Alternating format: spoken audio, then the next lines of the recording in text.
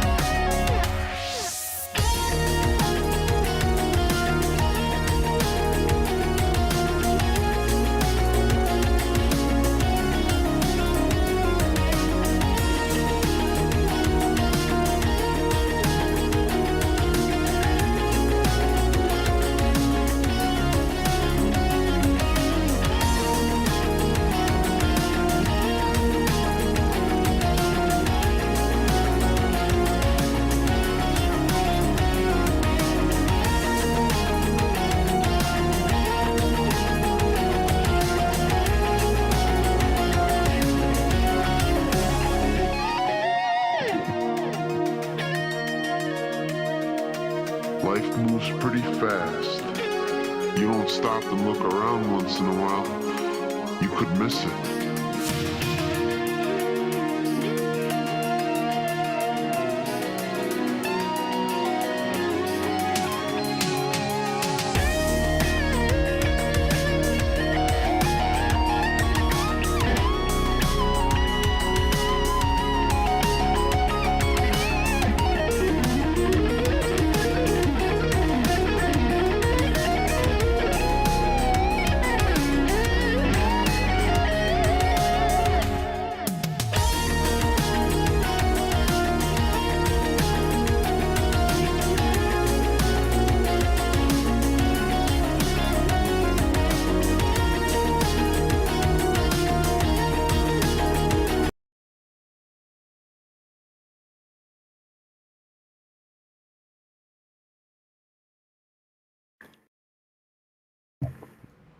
Oh.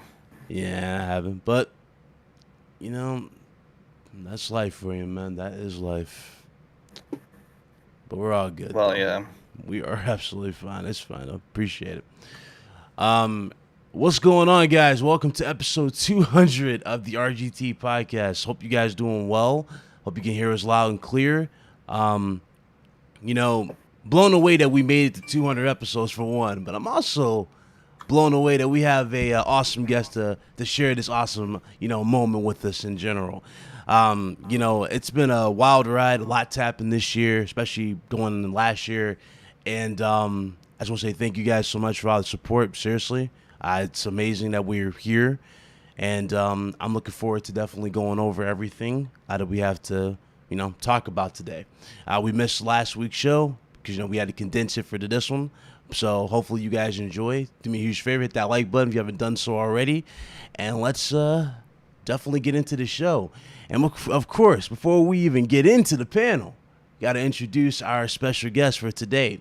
This awesome individual is an executive producer of Last Stand Media, and he's also the co-host of the Sacred Symbols podcast. Ladies and gentlemen, please welcome Dustin Furman. How you doing, Dustin? Thank you for having me, and congrats on 200 episodes. I mean, that's no small feat at all. I mean, Sacred Symbols, the show that I do with Colin and Chris, just about, I guess it was 15 weeks ago now, we had our 200th episode, and so it's a big moment, so congrats. Yeah, man, time flies. I was like, holy hell, we're at 200. It still feels like we're at 12. Of course, man. Thank you, though, Dustin. Seriously, thank you for joining us. Can't wait to get into these topics. Everybody in the chat, what's going on? Of course, getting to the panel, we got Red Hood 420. What's going on, bro? What's up? Really hyped for this episode. Glad to have Dustin on as a guest, and it's going to be interesting topics to ask and some questions to ask Dustin as well, and pretty hyped. Absolutely. Of course, we got Hunter, a.k.a. Next Gen Player. What's up?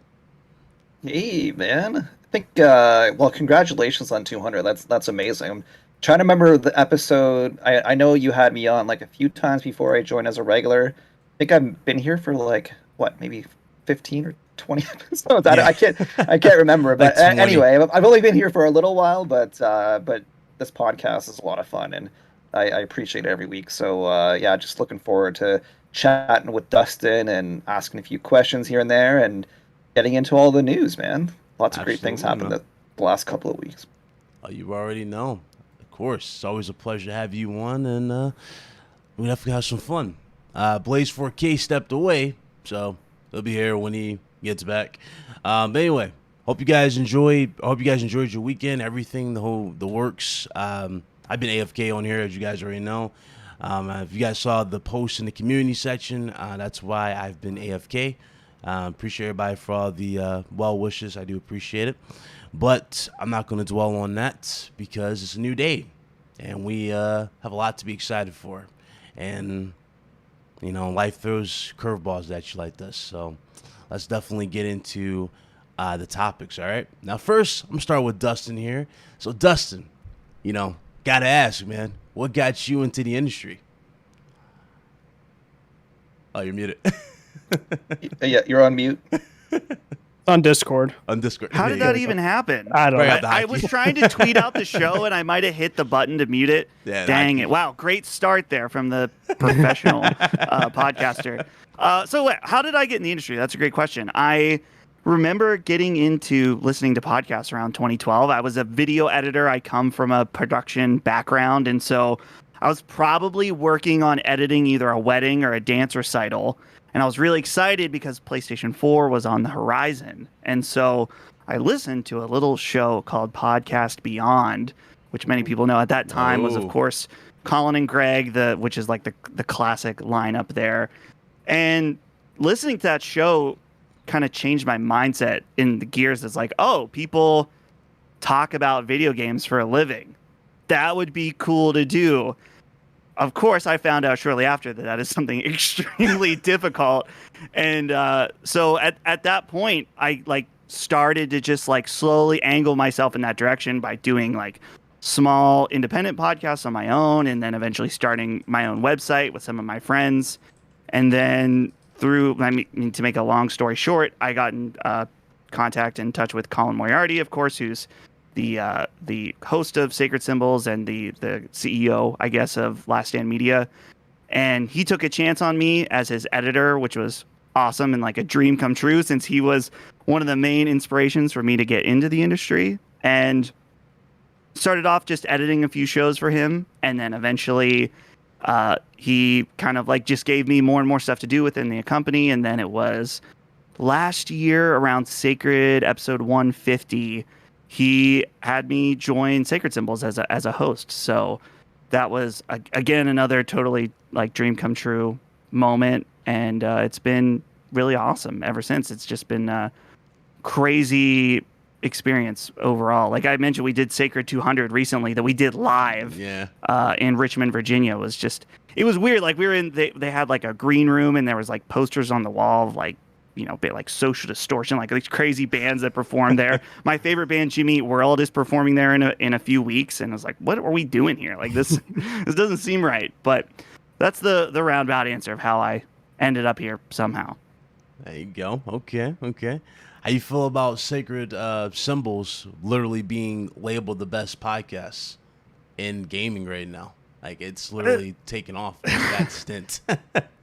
Yeah, well, it's funny just because our podcast is not a serious podcast at all. I mean, it is serious in that it is serious analysis in the industry, and we try to make it thought-provoking. But I think that what draws a lot of people to our show is that we just are... We have these moments where we talk about stuff that doesn't make any sense. And I mean, honestly, I think that one of the biggest strengths too is that just Chris Raygun, the other co-host, is just one of the funniest people I've ever met in my life. He's the type of guy, every once in a while you meet someone who's so funny that when you make them laugh, it makes you feel good, like you did something right. So anytime I make Chris laugh, I'm like, oh, okay, maybe I'm a little bit funny every once in a while. But yeah, I mean, it's crazy that people consider us the best, and it's obviously like super appreciated. But I honestly don't even know what to make of it, really. It's just it just feels like we get to hang out and do this cool thing that we record on Thursdays, and it's incredibly awesome that people enjoy it and support it every week. Yeah, I was watching like one of the last episodes. You guys were acting out the script for the leaked Tomb Raider. Oh yeah. Oh my god. like, what do you guys? Yeah, Square Enix didn't like that very much. Yeah, which is weird because like they're in the process of selling it, so I felt like they wouldn't care that much, but I guess they didn't. Yeah, well, the whole thing was really weird, and we did a whole like mini episode explaining what happened, but again, a long story short is that they really, they played themselves on that one, because all they did was bring more attention to the script and verified that it was real by hitting us with that DMCA. For anyone who didn't know, Square Enix sent Patreon, their lawyers sent Patreon a DMCA and told us to take it down. So, way to go, Square. You did it. That's insane. Well, dude, it reminds me of the, I think it was that Dust Golem guy that posted images of the new Silent Hill game that's been teased forever, and then apparently Konami DMC'd him as well, right? And it was the same situation. It's like, why did you just confirm that was real? Like, now I know, right? That's being worked on. So yeah, same situation. But yeah, it's kind of strange that Square Enix would care like so much, considering they're getting rid of the franchise. But I guess they want to just kind of like maintain. It's not that hard to understand. They care, Hunter. Listen, if I'm selling a car and you're like, yeah, that car is ugly, don't buy that. I mean, you keep talking about how bad my car is, of course, they're gonna care. Yeah, but I don't know. I would imagine the deal is like mostly gone all the way at this point, right? So right. Yeah. And Hunter's point is because like if you heard like Eidos is like president or president, like they literally had like stories saying like Square, when they obtained their Western division, they don't care. They didn't really care, and they gave the unrealistic expectations for those Western division. So that's why I even say, what's the point at that point for DMCAing? Right. Yeah, it was just a silly situation, honestly. But luckily, we did not get sued, and it seems like it's all behind us now. Yeah, you think they did that after just the whole with the issue going around with PlayStation? I know you've been paying attention with this, like, you know, all the leaks happened, especially with Last of Us. Potentially God of War might be next if the report was true about a laptop possibly being stolen with info. Yeah, well, I mean, obviously, it's a very different situation when you're talking about stolen material or stuff that was sold, and that was not the case with us. But I think in Square Enix defense, a little bit, our lawyer friend, not the lawyer of our company, but our lawyer friend Richard Hogue, who we talked about this, that because the sale is still in transition right now, that's why they might be so buttoned up about these things, trying to be like, look how good we're taking care of things. And, you know, they want to make sure that they're coming out squeaky clean on this. So that might be part of it. Okay. Yeah. All right. Alrighty. What would you say is the most exciting part of being a podcaster now, and you joining Sacred Symbols and just being a part of everything in the industry? It's weird just because I did podcasts for a lot of years that had listeners here and there, but it's definitely a different experience having a larger scale audience. And I think that the most rewarding thing for me, at least hearing, is like a lot of times we'll get messages that someone says like, man, this show is what makes my life easier when I'm at work and I'm, you know, I'm suffering. And it's like, at least I've got this show, and this show makes it easier. And I think that means so much to me, just in that I remember like times when I had like my one Apple EarPod in one ear and headphones, and I'm filming a dance recital, listening to a podcast, and those dance recitals would be like 4 hours long. And so it really did feel like, man, all I've got is this podcast. So I'm so happy that I can kind of give back in that way to people that, you know, that are doing actual hard work, unlike us, who aren't just talking into microphones and making stupid jokes. So, okay, all right, guys, you know, let's get into the topics, man, because there's a lot that's definitely happened. It's a lot of, well, I mean, it's not even surprising news, but I guess a lot of people are just blown away that. You know, that it's been documented like this. But I'll go right with just I'll start with the fire with Sony. So Sony just came into light again in light of this whole Activision Bethesda deal. They're talking about the acquisition. This was at the Brazilian Commission, if I remember correctly. More information came up about Sony basically blocking games to go to Game Pass, and a lot of people are like, okay, why is Sony doing this now? When I see this, I'm like, okay, this is just I always looked at it as a typical business strategy, just like you locking down exclusivity for a year or something like that. It's all about competing for the market share. You know, it's like chess pieces. You're playing that type of game. Now it's gotten into this more extreme nature because Microsoft pulled out the wallet and they just went and bought the biggest third-party game, period, and that's Call of Duty by itself. So we already know once that deal is done, and once the embargo, I guess, is done when it comes to whatever commitments they have towards PlayStation, you're going to start seeing those aggressive plays from Microsoft, whether it be with Game Pass, whether it be with custom consoles. They're already doing something with GameStop where you see, as soon as I know you've seen it, right? Dustin, when you go into GameStop, you see mostly Xbox consoles first, and then you see the PlayStation stuff a little on the side somewhere. It's kind of like you have to like look around for PlayStation. So it's really weird seeing the reactions, but also I didn't think I would see so many people try to act like it's something that wouldn't happen. You know what I mean? Like, it's business. We've seen so much of this. We've seen Sony we've seen levels of Sony buying stuff and keeping it exclusive. We've seen it with Final Fantasy. We've seen it with there's so many games you can choose from. The Resident Evil Village situation that just came to light. There's tons of experience, like tons of games you can mention off of this. Microsoft, when it came to Tomb Raider, they did it with Tomb Raider. I mean, there's really no surprise here.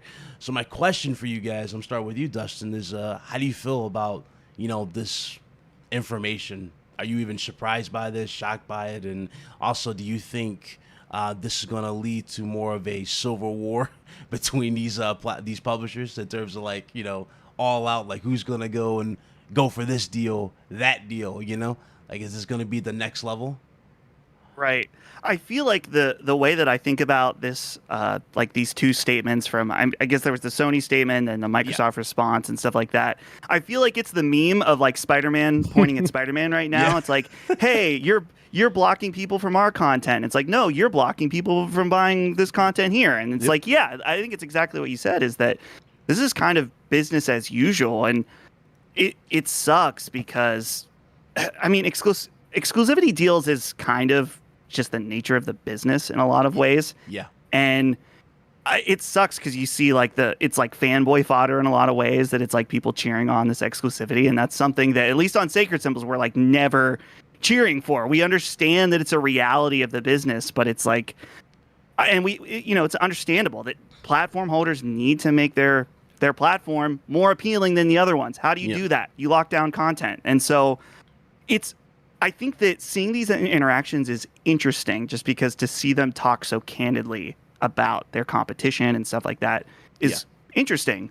But as I said, and as you said, this is just normal business that I think all of us here who are into this stuff know. It's like, yes, they pay to keep stuff off their competitor. Pretty much. Yeah, it's all about just cutting the momentum. After all, they're after one thing, and that's one thing only, and that's market share. And you have to get that market share. That's what they're after. Now, what's also interesting is the Call of Duty statement. I mean, again, is it really a surprise that Sony's saying this, that there's no game that can really compete with Call of Duty? Not really a surprise that they're saying, especially if we're talking about an annually released game, a game that releases every year or 2 years. This game continues to sell the same or break records all the same whenever it drops. And so I can see where Sony's saying, like, hey, we don't have nothing to compete with that. But I see them being more smart about this now, because I don't know if you guys would agree, but I always thought that Sony used Call of Duty as a crutch when it came to their multiplayer solution for a game. Like, they don't really have a real, like, something of their own to fall back on in the multiplayer side, like, that they've actually established. It's always been Call of Duty. That's the game they've been really reliant on. That's been like their main game to drive the engagement numbers. Now they're talking about lower engagement numbers, and they're talking about how this game could influence people to go to another platform, which, I mean, that's just a no-brainer. Call of Duty is, a lot of casuals go where the best Call of Duty deal is. You know what I mean? So it is going to be interesting to see how Microsoft does going forward afterwards. So yeah, well, I think in my opinion, it Sony has used Call of Duty as a crutch, and Sony's fully admitted that the Call of Duty deal that they had helped them propel PS4 to an early lead last gen and helped them essentially win the gen. So that's nothing news there. But the thing is, like, I mean, the strange thing with Sony and their multiplayer games is they actually have fantastic multiplayer games. They've got games that have had good audiences. Like, I know, obviously with like Uncharted, like the multiplayer for that was popular. But I just feel like they didn't really have a lot of reason or pressure to continuously update and focus on their multiplayer games, because they had all these third parties like Destiny and even Minecraft didn't go single console. It kept multiplayer and all that. So yeah, I think that's probably the biggest change, is like Sony suddenly woke up this gen and was like, oh my god, like we might lose some of our biggest multiplayer games, and then also realizing the value when they're seeing like Activision, EA, like what wasn't Activision like 90% their latest like pretty much. It was like 90% like recurring revenue, and I was like, okay, like, so Sony's finally cluing into that. But yeah, I mean, sure, I agree that it's a crutch, and Sony just needs to focus on their multiplayer games, which I think they're doing with Deviation Games and investing in Bungie and Haven and all that. But yeah, they just gotta like get battle passes, get like ongoing content like every week, like Fortnite, get collaboration events and all that fun stuff. Yeah, I mean, I can see that definitely being the case. A big partnership with Fortnite, bigger than ever, a heavy exposure for that. But the thing about it, too, though, I don't think Fortnite would be enough in that casual side of things. I think it just, once people start seeing hey, look, I got to pay $70 to get this on PlayStation versus, let's say, $15 or $20 on Game Pass at this point, I think that's really going to just start changing a lot of perspectives as well. So it's going to be interesting. Yeah. To see how There's it actually- goes. You think Call of Duty propelled the PlayStation 4? I think. Listen, even if Well, Microsoft Sony admitted that. Yeah. No, I know they admitted it, but honestly, if Microsoft still had the rights to Call of Duty, I still think Microsoft helped Sony propel them on the PS4. Microsoft came out shooting himself in the foot with all that debacle and DRM. and that went the DRM, the Connect, all that. You know, the submarine. If you don't like it, buy 360. You know, all that. But that usually stays with the hardcore. But that's my friends even knew about this kind of stuff. Like, yeah, Microsoft's console is more money and PlayStation more powerful. Like, and they're casuals. So, like, the fact that it leaked out to that. So I'm sure Call of Duty, you know, they influence a lot. But, you know, PlayStation's been, you know, doing just fine with just single player experiences, you know, for the last 10 years almost. But I think they're realizing now that, you know, the direction everything's going, you know, ongoing games, and, you know, they see Microsoft back up their money truck, and, you know, well, you know, we can't make a game, but, you know, we can sure buy one, so come on down, you know what I mean? So I think if Sony's smart, they got the games. Listen, they went and shut down Zipper Interactive, you know what I mean? They went and did that. They got rid of SOCOM. They went and said, you know what, we're going to make Horizon instead of Killzone. They did that, which a lot of these moves were beneficial. I'm not saying they were all negative, but Sony has great multiplayer experiences. They just got to get them up and running again. Yep. Well, same with like Evolution, and like there's all kinds of multiplayer studios. Evolution, Resistance, and go down the line. Partners that they shut down. They say Sony only got third-person games, but like I said, I say this again and again. If you look at the PS3 generation, all Sony really had was they had a mixture. They had the Killzones, the Resistance platforms. They had everything. It just, people say there's this whole PlayStation template, and, you know, maybe so, but that PlayStation template has propelled Sony when it comes to rebooting God of War, like that. It's worked for them, period. You know. So.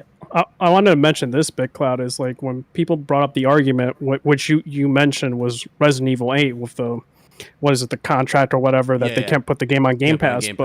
Like, if you look at a business standpoint, if you're investing in something for promoting, but then the other side's able to put it on Game Pass, isn't that a waste of money in of itself? It's like, oh, well, they're going to get that for free. Then what's the point of, you know, getting advertisements and promoting the game? It just doesn't make sense. But yeah, Sony realizes that they need to put on more online games. That's why they're investing. They also want more revenue as well. So, but they, like Dustin said, the Spider-Man meme, they're pointing at each other because the statements they're putting out. So it's like, whatever. Good point. Dustin, how you feel about Microsoft not really getting in the, because you brought up Spider-Man, that's a good point to go here, because we mentioned this before, but love to hear your take on it. How you feel about Microsoft not necessarily in the conversation when it comes to superhero games like Sony is? Like, Sony's tapped into a whole new market with Spider-Man by itself, and you know, that's leading to other stuff. Wolverine, that's going to lead to X-Men. How you feel about Microsoft being on the sidelines, not really being a part of this? Yeah, well, I think that Microsoft may be thinking more in terms of getting like the pulp culture licensed game, like I think with the Indiana Jones game, right? That's something they have locked down. But I was thinking about this actually earlier, and I don't know if I've said this anywhere before, but I'm wondering if Sony's big bet. How about this? I think that everything's working out great with their superhero games. Obviously, Spider-Man, huge, and Miles Morales was amazing. They've got Spider-Man 2. That will obviously be huge as well. And then the Wolverine game, I'm sure, will do well. But I wonder, too, at the same time, if there should be some caution, because I'm feeling more and more that the Marvel fatigue, which I've talked about on Sacred many times, that hit me a few years ago, I'm wondering if it's starting to catch up to more people, like even some of the more hardcore fans, because I'm not saying, like, obviously Marvel is on top of the box office for sure, and they still are, but I don't know. I feel like the mood is changing slightly, and I don't know if it's just specifically with Marvel or with superheroes in general, but it's phase 2. Yeah, I see people that are talking about like the TV shows being like kind of more budget, and they're getting kind of worn out. And so when you're talking about big AAA budgets and investments, those need to be made years beforehand. And it's one of those things where it's like, you maybe want to be careful. You don't want too many superhero games at the same time in case the tastes start to change. And I don't know. I'm not saying that like Marvel's dead next year, but I think that we're like a maybe hitting. We're starting to hit a little bit of a saturation that is beyond just me and the other curmudgeons out there. Yeah, but you feel that's more the movie industry side of it, because what superhero games are we really getting for console, gaming wise? You know what I mean? Like Deadpool went away. You know, like there's really not much out there. Yeah, like they pulled it off the shelves, and there's a whole bunch in production though too. Like right? Isn't Ubisoft like they're working on one, and there's Midnight Suns that's coming out. Black Panther from EA. Midnight Suns. Black Panther, Avengers was on there. Yeah, I think isn't there a Wonder Woman game in production? Yeah, that's what Monolith. Yeah, or Monolith. Yeah. There's so many in production right now. So you see it being oversaturated. It could possibly be that soon. Like people feel like they're burnt out on it. Right, and that's the thing is that I know that obviously movies and games, two different things, but I think that when you're dealing with superheroes in the same IP, that I think that one could affect the other, basically. I agree with Dustin to a point, but like I think where the games have it, where especially Insomniac, it's where like when I see them hiring like the Spec Ops The Line, narrative lead person doing that game, where they have distinctions, because the MCU at this point, right? And I used to be an MCU like fanatic, is they feel the same now. It feels very formulaic, whereas the games, if done right with Wolverine, will show there'll be some distinctions, and if Wolverine's like a rated M game, we'll have visceral action in terms of content. Better have all that. A very mature story. Yeah, that's where I'm thinking that could lead to not. And I mean, there's still being oversaturation in terms of the superhero market, but when it comes to gaming, that could distinguish them. But if Insomniac starts making like similar, like Wolverine's cracking jokes and stuff like that, and the plot's not that great and it's very predictable, now I could agree 100% with your point. Right. Yeah. It's and I mean, as far you brought up Xbox as well, and like the thing with Xbox too right now is that I think that they're kind of they've doubled down on some of their existing IPs that they've really had for a long time, like Halo. But that didn't really work out. Yeah. I mean, I don't know. I like hope that there's hope for Halo Infinite making a comeback, because I'm so bitter about that whole situation with Halo Infinite, because it was so good, and then it was like, why is there just nothing? So, the gameplay's top tier. Oh, you know what yeah. I mean? It's a shame. It's a shame. Forge might save it, maybe. How are people in Forge mode making more creative, more interesting maps than the actual developers? It blows my mind, but hey, I'll just be quiet. But yeah. Well, I think at least in my opinion, I think that the same kind of fatigue is what's been hitting Call of Duty as well, right? Like, I like the last couple of entries have not been the best, right? Vanguard was like poorly received versus other Call of Duties. Big time. Yeah. But like, Activision has already been saying like, the franchise has been underperforming, and like their Activision's monthly active users for Call of Duty has dropped significantly in the last year or so. So yeah, like I'm wondering if it's the same kind of deal with that, where it's just like there's just, I mean, I think the hype is going up a little bit because of Modern Warfare 2 looks awesome, and I think a lot of people are going to check that out. But I think even like franchises like Gears of War, like I feel like there's a lot of franchises out there that and IPs that are just kind of like getting oversaturated, and people just like, we want to break. And so, but yeah, I need to see Gears. I need to see Gears in Unreal 5. I need that. Gears 6. You know what I mean?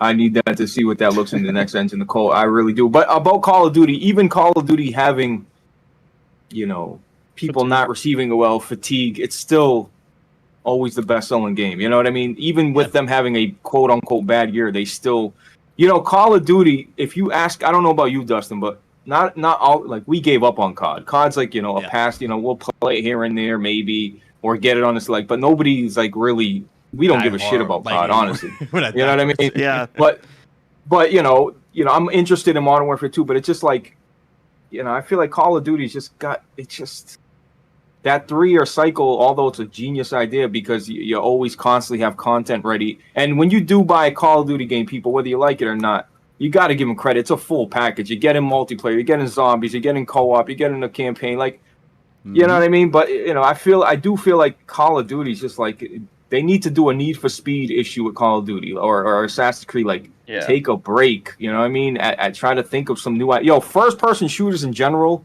are so played out. They're all the same, overdone. dude. Yeah. There's no I add some animation, add some attention to detail, add some gore, add some physics when you're shooting stuff. Because it's too much of the same. It's just I don't know. They're thinking of, well, at least the rumors are they're taking off next year, not having a Call of Duty, and they're going to have updated DLC and stuff like that, but no actual big launch next year. So we'll see. Maybe that'll help. At least for me, I think it probably will. Just same with Assassin's Creed, right? Like it was the same situation with that, where I kind of had fatigue with the annual cycle, and then they cut back to every few years, and it's been much better ever since, in my opinion. Yep. Right. And with my relationship with Call of Duty, and I know that, a lot of Call of Duty fans they play it every year, they prestige multiple times, and I can understand the fatigue there for sure. But man, I'm super pumped for Modern Warfare 2 because the last Call of Duty game that I really played a lot of was 19. Yeah, exactly. And then I played a little bit of Cold War, and I thought, you know what? Yeah. I'm kind of a little bored of this. I'm good. And then I didn't even touch Vanguard at all. And so, dude, the thought of them supporting it for not doing another Call of Duty, like Modern Warfare 2, this is it. You can invest in this game and feel good about it because we're not just going to throw it away next year. That is so appealing to me, but I understand the market reality that it's like, why would we do that when we can just sell another $70 product next year as well? But I hope they do it from a personal perspective. I was gonna ask though, because you liked 2019 Modern Warfare, you interested in the Modern Warfare 2? Oh yeah. This is a game, I don't know what it is. I get cravings to play Call of Duty every few years, and that's why it works out so well for me. Is that it's like I come back to Call of Duty once every 3 years or so, and then I will play a lot. I won't play nearly as much as hardcore Call of Duty people. I might prestige once, and that's at best. Yep. But just because I'm so drawn to all kinds of games at all the time, so I don't know. It's one of those things where I feel like I have a healthy relationship with Call of Duty, so my mindset is different. But I understand the perspective of the hardcore Call of Duty fans that maybe are like, we're kind of getting the same thing every year. I get that. But Dustin's right about that, because if they told you, hey, this is Modern Warfare 2 is it, and then we're gonna skip a year and come back, because you end up in I know people strictly in the chat and all these. You invest so much money into Battle Pass, into Call of Duty points, the skins they put out. I'm sorry, I'm I'm looking at these skins oh god, I gotta get this. I can't help. I'm like the problem when it comes to microtransactions. I can't help it, dude.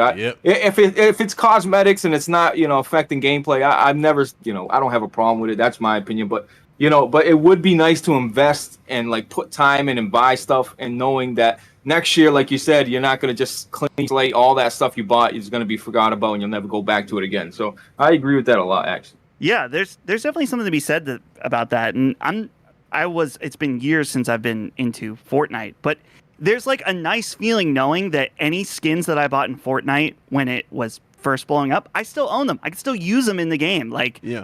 Maybe that won't always be the case, but I think there's something to be said moving forward with service-based games that there is a comfort in knowing your stuff is going to move along, or at least have a life longer than 1 year, right? Warzone has had a good life. I would say that people invested in Warzone. It's been around for a few years. If the stuff doesn't transfer over, it's I feel like it's more acceptable than just 1 year.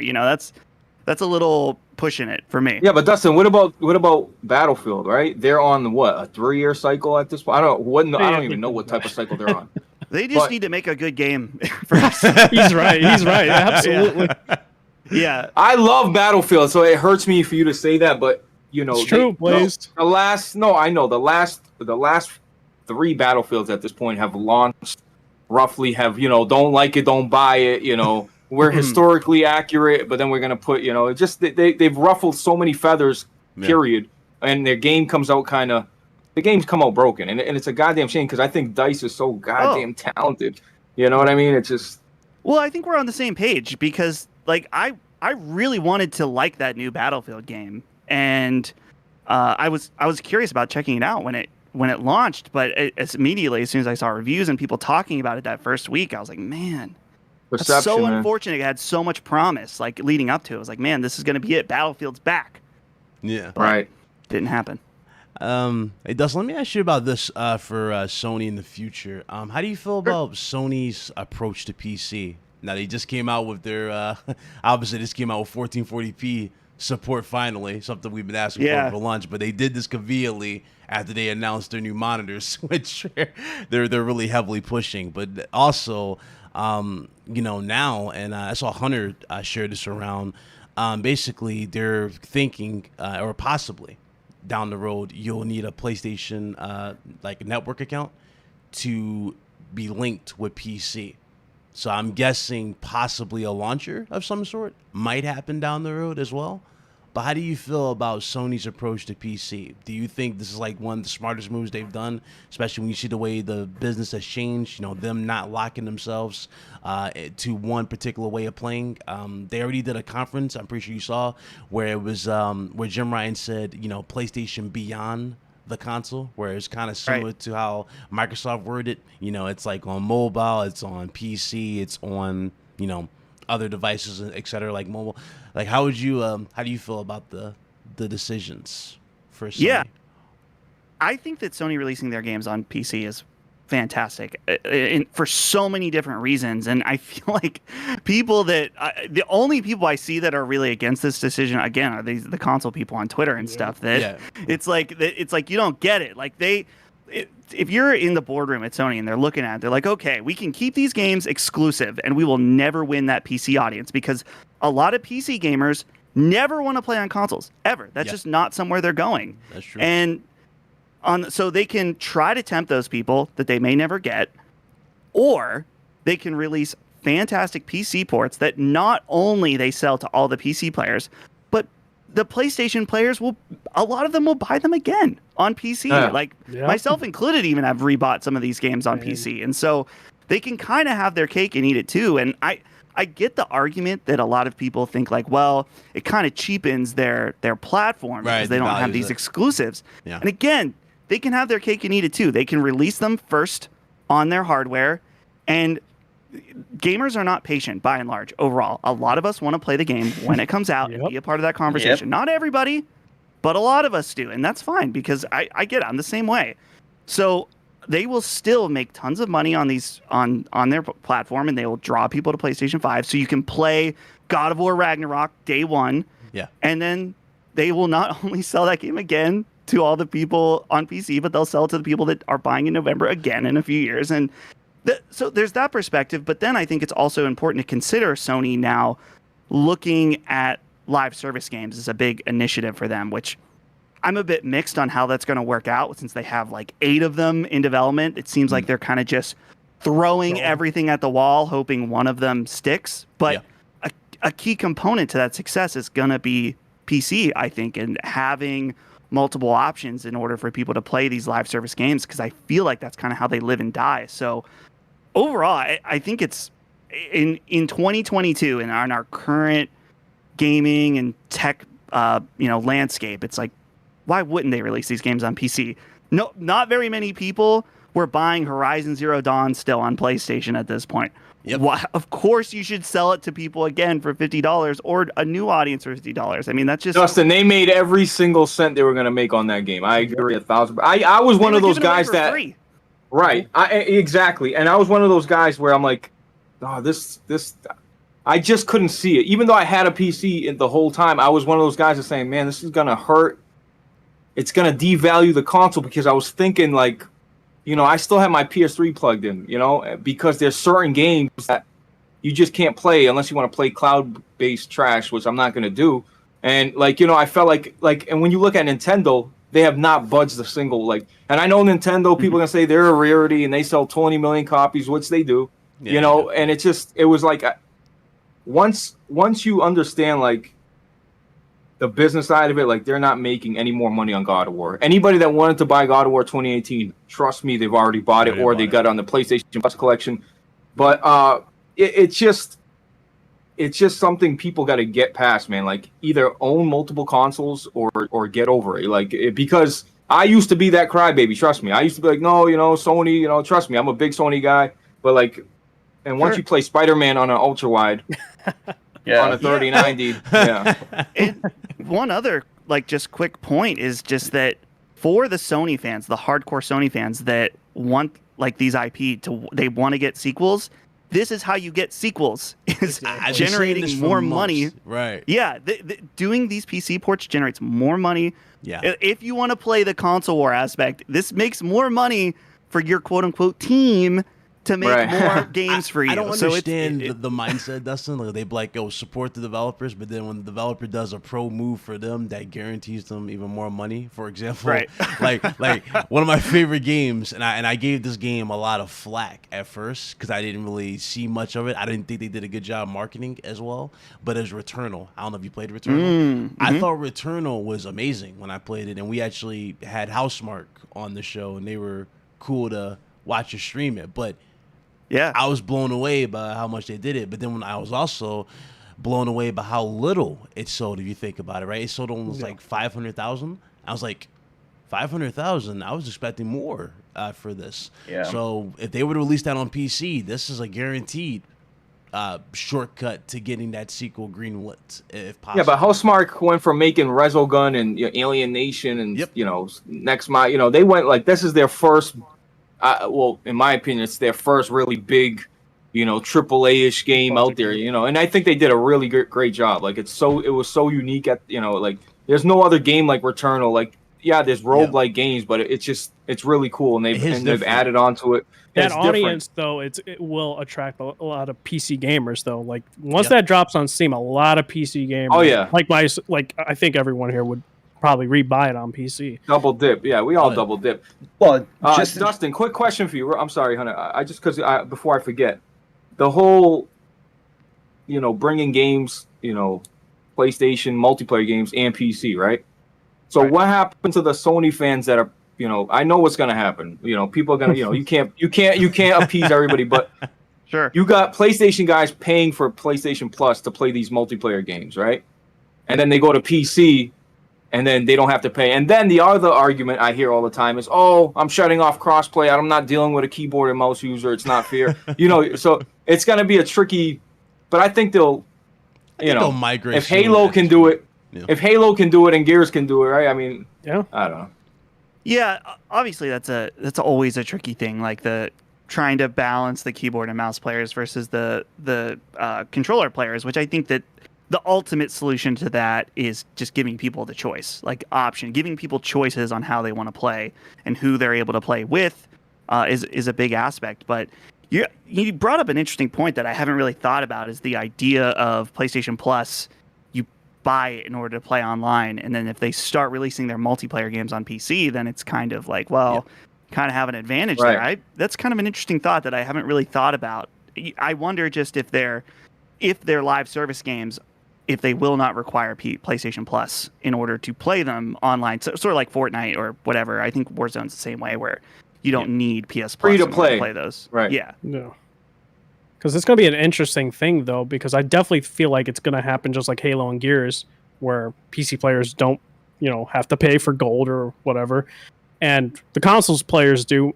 And I feel like that's going to be another console warring type of thing. There's like, oh, but these PC players aren't paying for online, like for PS Plus, and it's just going to be this whole spiel about it. Right. It's just going to be crazy when it's going to happen. But I think people are going to adjust, I would assume, in the long run. Can't we just look at Microsoft as an example, though? Because I mean, like they have the same thing that's going on, and I mean, Microsoft hasn't been reporting on live gold subs for years now, but like, we can pretty much assume that the roof is not falling for them. Like they seem to be their revenue is increasing and they seem to be doing better every year. So I don't really think like there of course there are going to be some people that are going to want to switch over to PC because they can save the money. Sure, and like I'm sure Sony's expecting that, but I really can't see it being a huge factor because I don't know. It's just only on Twitter, Hunter. Only on Twitter. That's yeah. There's a lot of only gonna different be on reasons Twitter, to bro. subscribe to, right? Even if it's just like the online saves or there's like the free games that you get, stuff like that. There's a lot of other perks which I can well imagine a lot of those folks would still continue to sub.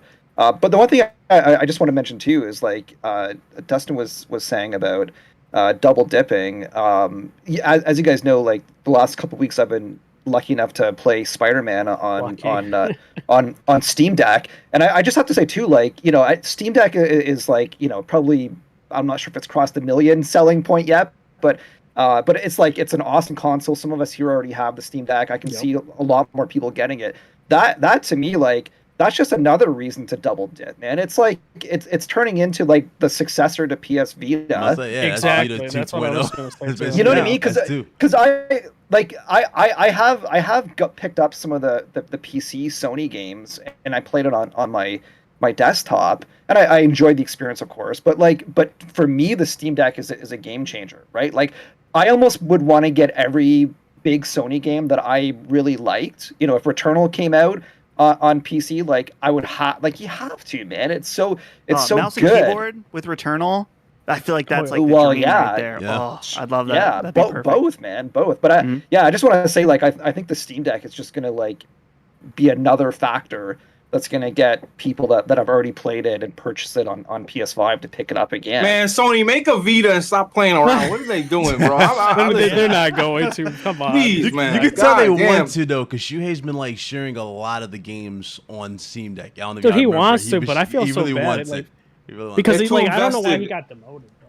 They're too invested in PS5 and VR. They got too many. They got too much. They have to clear VR and let VR be out for a little. I think they might be done with all that, unfortunately, but. It's just, God, the Vita. I don't know what it is about that console, man. it's good, fucking man. great, Look. bro. It's the god, man. It's the gold. I love the OLED screen on it as well. It was so good. It was like ahead of its time, like people said. It's like you had party chat on it. Yep. Switch doesn't have that. It had Bluetooth like off the jump. Switch had to get it like several years later. I was just like, it was crazy. They still got features the Switch don't got. Yeah, man. exactly. Don't get me started. I told you when you play your Switch. When you get on your Nintendo Switch, you are depressed. You can't do anything. You can't interact with nobody. It's like, oh, he played 10 hours of Mario Kart. You're depressed. I have to say though, like I mean I love my Switch and I play my Switch all the time, but like after getting Steam Deck, like it hit different. I mean, like we all know that the Switch is aging, and it's like it's honestly it's hard. It's very like. One thing I'll say for sure is that I used to get a lot of indie games on Switch because it was just great to play them on the go. I don't think there's no reason to do that when you have a Steam Deck. You should get all not only are the games usually cheaper on Steam, you don't pay the Nintendo tax, so to speak. No discounts. And Hunter, the big thing is I'm not even a trophy hunter, but for the love of God, give me some achievements, Nintendo, so I can just. It's like a bookmark. Like, wow, I beat Mario Kart in 2018. It's just like a time travel point. Like, oh, what was I doing there? And you know what I mean? Like, give us some goddamn achievements. Like, God, Nintendo, man. Dude, the thing about Nintendo with me right now is that I have a Steam Deck. I think it's fantastic, and when I first got it, that's all I played for like a month. And I didn't even touch my Switch, and I got the Switch OLED, and then. I went back because I think I was playing Final Fantasy VII, and I had it on Switch before I had Steam Deck. And I picked it up, and I was like, oh, no. The screen on the OLED Switch screen is so It nice. is crispy. Yeah. And that's the thing, and now I'm like, please, Valve, like, if you release an OLED, like, even if it's an OLED replacement, someone figure it out. I might have to double dip again. Either double dip. I'll crack that. I'll crack it open. I'll put in the OLED screen myself. I don't care if we can make that happen, man. That would be the dream come true there. But yeah, the Switch looks very crispy, man. Like I don't have a Switch OLED because I refuse to buy it. But when I was at GameStop, I'm like, wow, those colors are so vibrant and beautiful. It's so good. Yeah. Yeah. For sure. Okay. Let me move on here. So. my last question for you, Dustin, I know you have to go. Just can get out to Yeah. I see. I was looking at the clock. So my last question for you is, where does Sony go forward from here? Like, how do you see them attacking the situation now that Microsoft's being very aggressive? We've been asking for this for the longest time, Dustin. Competition. So competition is officially heated up. And when you get competition like this, what does it do, Dustin? It brings out the best in PlayStation. I would say that the best we ever got for PlayStation was the PlayStation 3 gen. Why? Because we had a game. It felt like we had too many games for the years, you know what I mean? But we also had so many more risks being taken. Now I feel like we're going in that same situation with PS5. Now they're being this aggressive. So again, how do you feel like Sony's gonna attack this, or how should they attack the situation? To be honest, right now, I actually feel less optimistic about Sony. In fact, I have a lot of concerns with how I've seen them operate and launch the PlayStation 5, that I really think they need to make some core fundamental changes with how they operate going forward with, like you said, the aggressive competition coming from Microsoft. Just that the launch of the PS5 was good, right? A lot of people really interested. Yep. The SSD is great. People love the DualSense, and there were some fantastic games to back it up. And now I'm looking at things and I'm like, okay, so we got Ratchet and Clank, which was great, but very similar to the last one. We got Horizon Zero Dawn, which was great, but really similar to the last one. We got God of War coming, which we don't know yet, but the common sentiment around that game is that people are concerned that it's going to be too much like the last one. And so we have this idea where they're kind of feels like they're like playing their greatest hits in a way from last gen, which is okay for a console launch, right? You're on the money though, because you're getting the remake of Last of Us now. Right. Yeah. So you're playing remakes, yeah. So you're doing a lot of the same stuff, which is fine to an extent. But all along the way, we see Sony make these decisions where they're like, oh, well, our upgrades cost $10. And we're going to nickel and dime you, $10 here, $10 for that. They launched their subscription service recently, which I think overall is better than I expected. But now we've had 2 updates and they haven't added any new classic games. Yep. And so that's kind of concerning. And really, not that I expect them to lay out their whole roadmap going forward, but we don't know what's kind of on the next year or two right now, which I'm guessing we'll know probably in the next few months or something like that. Hopefully. But yeah, I would agree. Like, I say that they need to be more transparent. They're not very transparent with the community. They're definitely not. Yeah. Yeah. They never have been, though. They never have been. Yeah. To be fair. Yeah. So I guess the thing that to kind of like wrap up all these rambling thoughts here about Sony is that they've kind of been, doubling down on the big money, I feel like Jim Ryan's like the blockbuster guy, that he's all about these like big games. That's kind of his focus. But you got to make sure you keep things diverse in your lineup, and you also have to make sure that you're not treating your fans like that you can shake them out for cash here at every possible opportunity. Right. Yep. And I don't know. It just feels like there was that shift change towards the end of the PS4 generation where Sean Lane was out, Jim Ryan was in, Shuhei demoted. Yep. Yeah. And a lot of the success of the PS5 has been based on just coasting by the insane success of the PS4. So, right.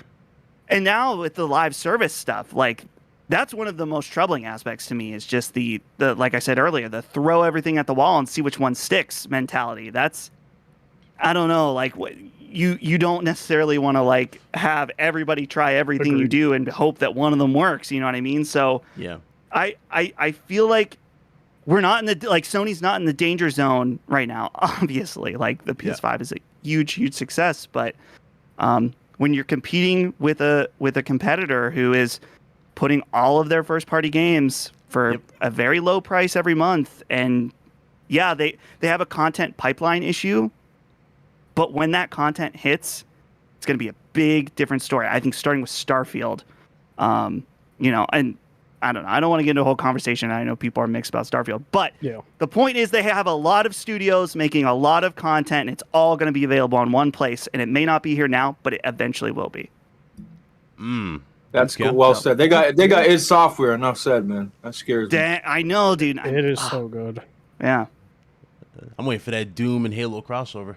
I'm waiting for Dude. I mean, it's a I'm waiting for possibility. It that. could be.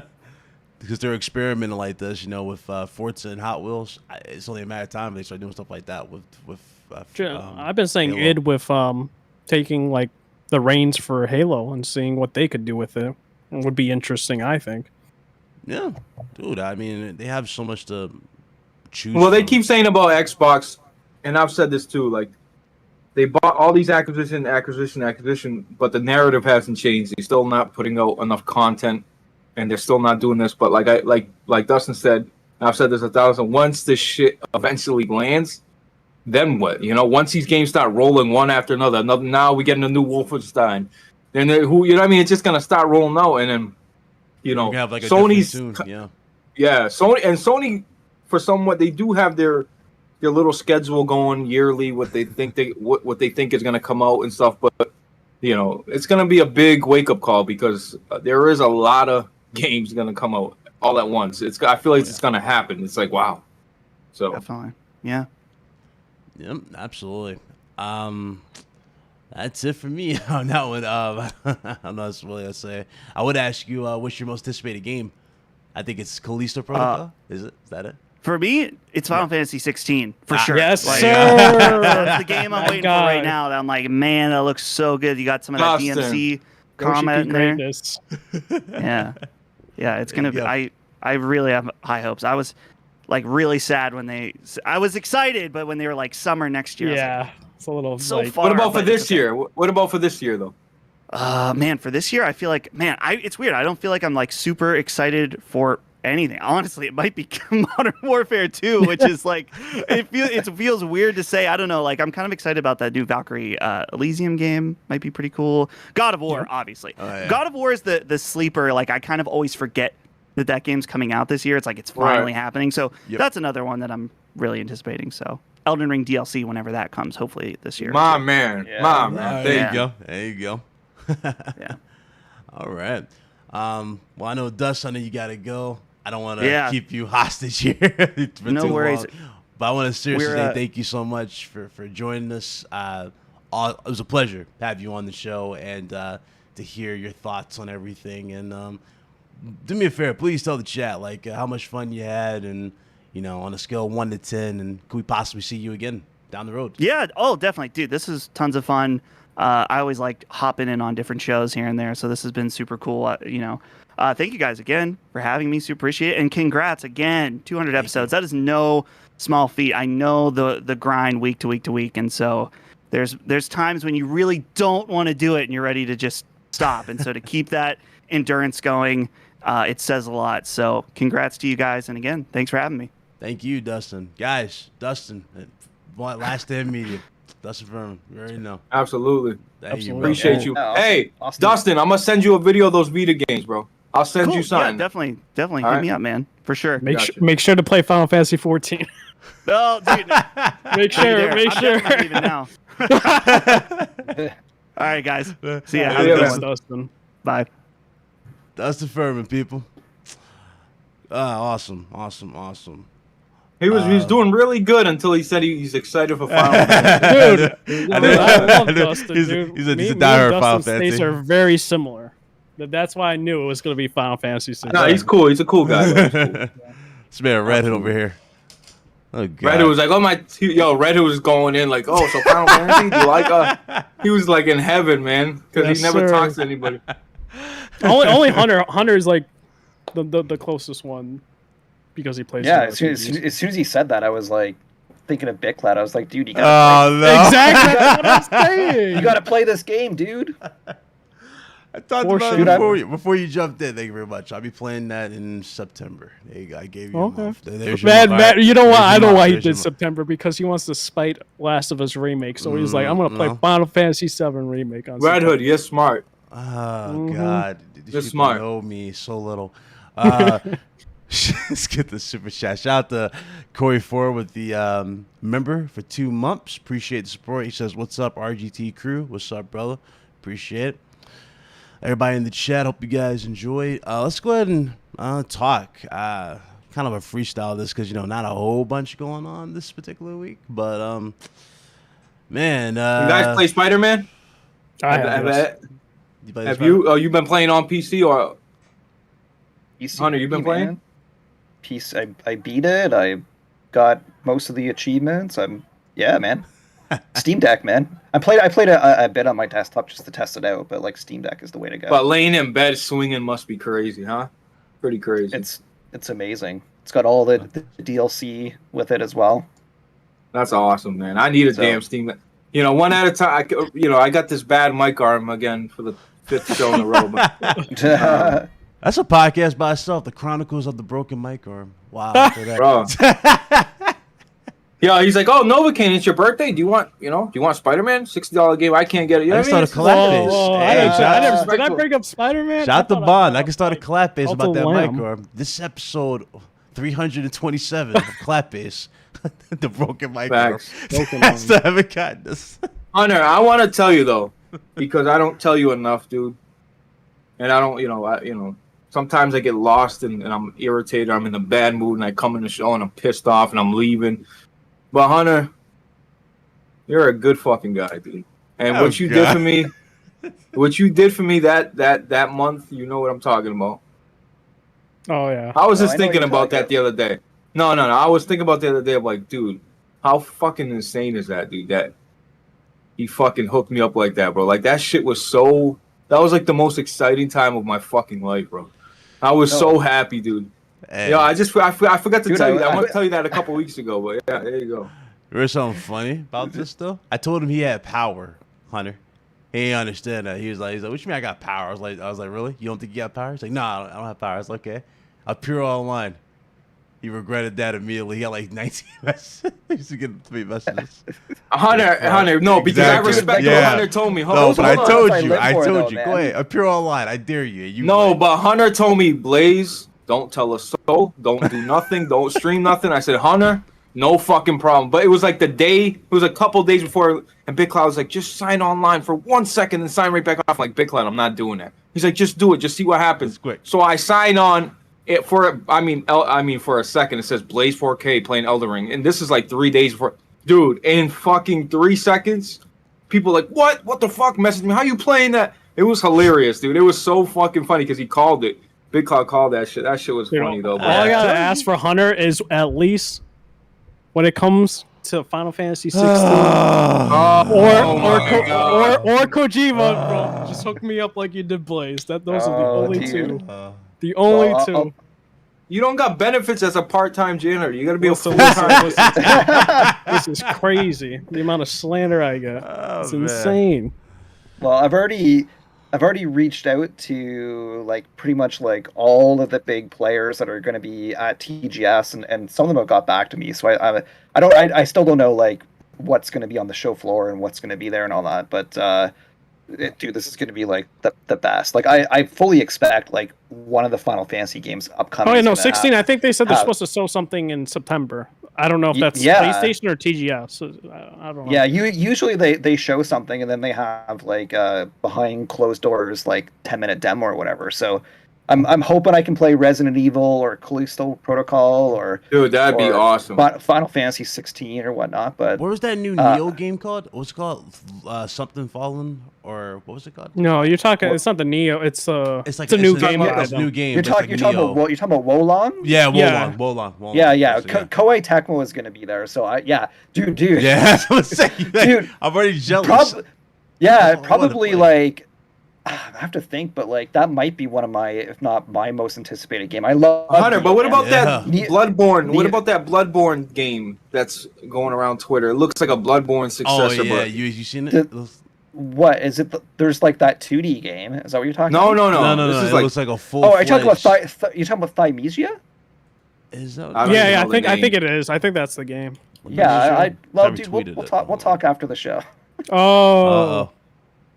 Yes, dude. Oh my god. But I can't. Yeah, dude. Dude. I'm like, if that game is playable on the show floor, I'm gonna. I told you, like, probably when I'm at the show, like there's a good chance I can't come on the show here just because of the time difference is like insane. It'll be like something like 4 o'clock in the morning or whatever. But if I get to play, if I get to play Wolong, I'll see if I can come on here for like even 10 minutes. Like record this. Just put your phone right here. Record, like tape your phone to your chest and just like. Dude, that's the best way to get yourself. I know. But yeah, I wish I could, man. That's dope, man. That's dope. Wolong, we got a lot of stuff to look forward to. We still got Ragnarok. Well, Persona too. Persona. Dude, on the Steam Deck? Persona is like for sure going to be playable at TGS, and I can't wait. The Steam Deck is actually going to be there too. Really? Yeah. Oh, a whole showcase for it? It's not Valve. If you guys like remember, like I think like a week or two ago, they announced that they had like an Asian partner that was going to just distribute Steam Deck in Asian countries. Like that company is going to be at TGS and they're going to be presenting. So I'm like, I'm hoping like, man, it's going to be amazing. I say to get a Steam Deck, you can't go to like any other it's just retail. Valve's You have to site. go straight to Valve, right? To buy? You have to go right now, Valve, yeah. Oh, okay. And you got to wait a year. I think they them to said ship that they're fulfilling. This is what they said. The rest of the orders for the rest of the year, like, so if your third or fourth quarter should be that cutoff, that you should get it by the end of this year.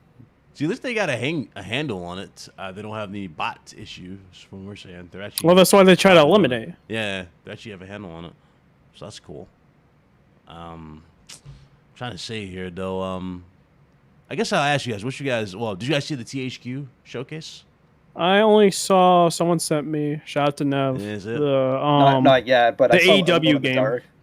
Yeah, the AEW game looks good. Ukes. Oh yeah, no, like it was cool. Like they did like a what was it pile driver or something, and then switched to like a submission hold, which Yep. I don't remember if the 2K games did that or not. Wasn't I think it THQ looks in very trouble fluid. again? Weapon too. Yeah. Bro, wasn't I don't THQ in remember- trouble again though? Like, weren't they like gonna go? What? No. So they were Embracer. So Embracer, I Yeah. thought, owned THQ. Oh, that Embracer. Yeah. I remember. Okay. Yeah, THQ is like secure forever. Embracer is like, what they got like at the end of the show. What did they say? Like something like we got 56 games in production and we showed you like 25 today. No. What did they show off? Anything like? Just the AEW game and the remake. Alone there's a in the remake. Dark. Alone in the Dark. Yeah, it looked kind of cool. Yeah, I'm actually Aliens. like, I'm most excited about Destroy All Humans 2, which is Yeah, gonna be that's what I said. Aliens. That I was- meant to say. Yeah, that. it's a full remake, just like With they a remade the multiplayer last mode, right? one. Too. Yeah, Yeah, I Supposed think to so. have a Yeah, multiplayer they changed mode. everything. You can play the multiplayer mode right now if you buy the like a certain edition. You're allowed to like play it early.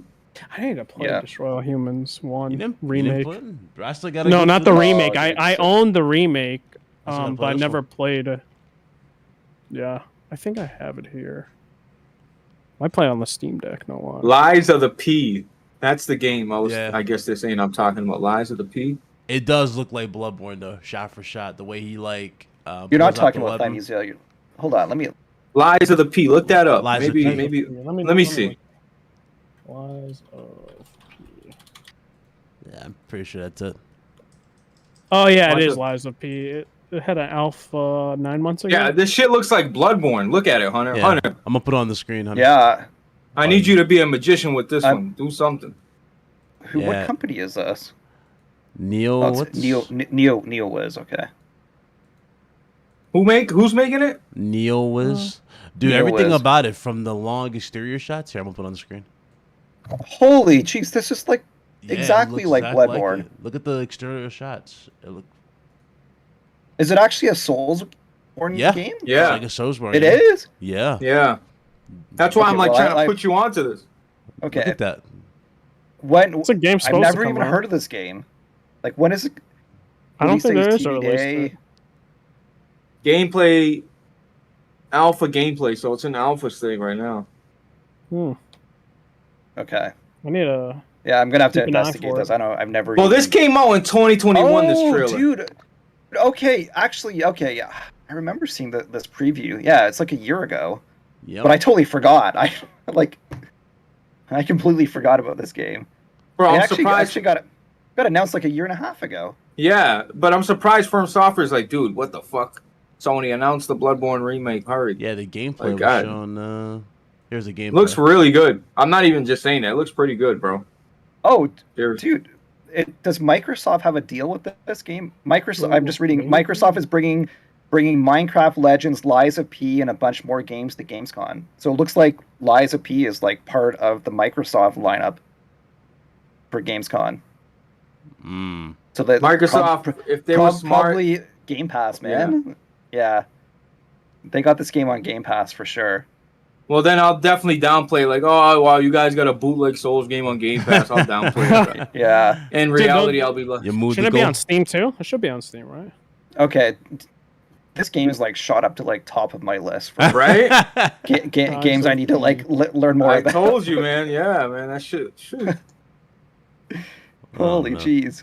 Elden Ring. I want to see the gameplay though. Is there gameplay? I just showed Like it I'm just on the stream. Oh, okay. I must be watching it. You want the teaser gameplay? I was looking at Yeah, there's one for GameSpot. That's the one Okay. I looked at. It's posted here. Yeah, I'm just watching like a cinematic trailer on Steam right now. Okay. Here. All right. Yeah, I'll definitely look into this game. Well, you want to put the gameplay on? I don't even know if a lot about this publisher too. NeoWiz. Yeah, no, it's like I don't know if it's a new team or not, but Well, it looks like it's being self-published. Like it's developer and publisher is NeoWiz. what I do with it? Oh, okay, it's South Korean company. Yeah, gameplay teaser trailer, GameSpot. Yeah, here it is. Put it back on the screen here. Okay, cool. Yeah, let me check it out. And put it in 4K. It looks pretty good, man. It looks pretty good. I'm just gonna skip a little bit. All right, now I gotta check the TGS lineup to see if NeoWiz is there, because if they are, I gotta meet with these people. Oh yeah. Looks good. I didn't get to see it for whatever reason before. Yeah, it's literally shot for shot Bloodborne. The way they How move. is this even everything. like? How are they even able to do this? Like What's up, JWax? I would never be able to tell this is not Bloodborne and maybe by some of the enemy types or whatnot. But Yeah, no, you can tell Well, it's like not, but it's super similar. Super. yeah, but That like gothic style. if somebody said this was like a new DLC, Oh, you right? would yeah, you would believe it. like yeah. I wouldn't be able to look at this and be like, is that really like it looks very similar. Yeah, there it is, Hunter. Look at that gameplay. Yeah, okay, I'm looking at it now. And even at the end, it says "Wake up, son." Yep. Like they're literally copying it, bro. Oh, heavily inspired. Come on, dog. Yeah, Come on. heavily Heavily inspired. Bro, wake up, son. Like what the? Yep. Hey man, I'm trying to give them some I wiggle. wonder if room. it'll have multiplayer. If it don't have multiplayer, Bro, you Ugh. got a grappling hook? Come on, man. Oh shit. And you can block? Okay. Hunter, supposedly Capcom's gonna showcase the Mega Man Battle Network Legacy Collection at TGS. Oh, that looks good. That was the one where people were complaining that it was not coming out for Xbox. It was like for every other. Yes, that was the one. every other platform. And I think it was one of those games. I find it like kind of funny. I know that I probably shouldn't think it's funny, but I find it funny because like a lot of these publishers will actually say like coming to all major or all modern platforms or all major platforms, and they don't. I think that's what they said. That's what Capcom said. It was like coming to modern platforms. I'm like, okay, except for like one of the big ones. Okay, all right. Yeah, I don't see NeoWiz on the TGS lineup, unfortunately. But I'll have to figure out who these people are. Neo. Nah, they just yeah, that's crazy. My list kind of really shifted a lot this year. Obviously, Like, I wanna know, Protocol's number one, and that's December though. This looks like the type of game that would have like a beta or like, you know, like a soft launch before the hard launch. Just seems like that type of game. Yeah, possible. Do want to see more of it though. What's that other game? It's called Atomic something. What was it called? Is that machine game? What's it called? Is it Atomic Heart or Atomic Heart, yeah. Yeah, Atomic Heart. Yeah, that was the other one. That was pretty. A lot of game people not talking about. What's up, Hustle? But I don't see a lot of people talking about that. Trying to see here. What else was there that happened? You guys remember anything? 'Cause I'm I'm trying to think of anything else. Last week. I mean, besides like you got the whole argument between PlayStation, Microsoft, Spider-Man PC port. About what? The quality of the port? No, just like it came out and it's really good port. I mean, from Digital Foundry and all that. Guys. I mean, do we really have to have that conversation? I mean, it's Spider-Man. You really think Sony's gonna put Spider-Man, their poster boy, in a bad light on another platform? Well, the most interesting thing to me is like we already knew that Nixus was like a really amazing porting company, but like this just reaffirms it, right? Like, oh yeah. So, yeah, like the ray tracing is insane. Like the highest quality. If you saw that, I was like, wow. And then Digital Foundry like put it really well. I was like, Nixus. Like, if I were PlayStation, I would just keep hiring more people for Nixus. Yep. And have them do all the PC ports. Red Hood, to show you how good Nixus is. When you have Uncharted get announced as a PC port, and then Spider-Man comes out of nowhere 2 months later, and it still comes out before Uncharted. That just shows you the experience in the fucking delivery of Nixus, bro. I mean, Iron Galaxy's working on that Uncharted. Yeah, that's worry, man. Ooh. Yeah, I don't know why they did that. I don't know. Maybe that's why it got delayed. Maybe, or they did the Arkham Knight. A lot of people don't realize that Iron Galaxy did the Arkham Knight PC port, and that was it good? Was so bad that they took it off the Steam store for like a while. So I guess they learned their lesson. I guess for now, maybe they scrapped the idea. Maybe. I don't know. It's gonna go back to Nixus. I don't know. know. That's tough. That's a tough one right there. I'm trying to think. Was there anything else to talk about? Other than you're a fraud, no, that's it. You want to say to me on episode 200, fraud? Huh? Is it 200? Yeah, it is. Yeah. Oh, yeah. Congratulations! Not my fault, bro. Yeah, that means I got 100. Nah. The people been asking this for a long time. So what's up, man? Big Cloud, please. What's up, man? What's up, Big Cloud? I'm in a good mood. I'm in a good mood too. Now you're gonna have Blaze leave the freaking episode. Nah, I'm not gonna leave the episode. Red Hood told me he was supposed to. You know the fucking nerve on this guy, bro. Listen, he's been trying to contact me for a couple days. Like every time, honestly, it's not that I, rolled them. It's just I was at my mom's. I was doing so anyway. It's like, Blaze, I called you twice, and it was about the mic arm. So if I call you a third time and you don't pick up, well, it's like what? What the fuck are you like?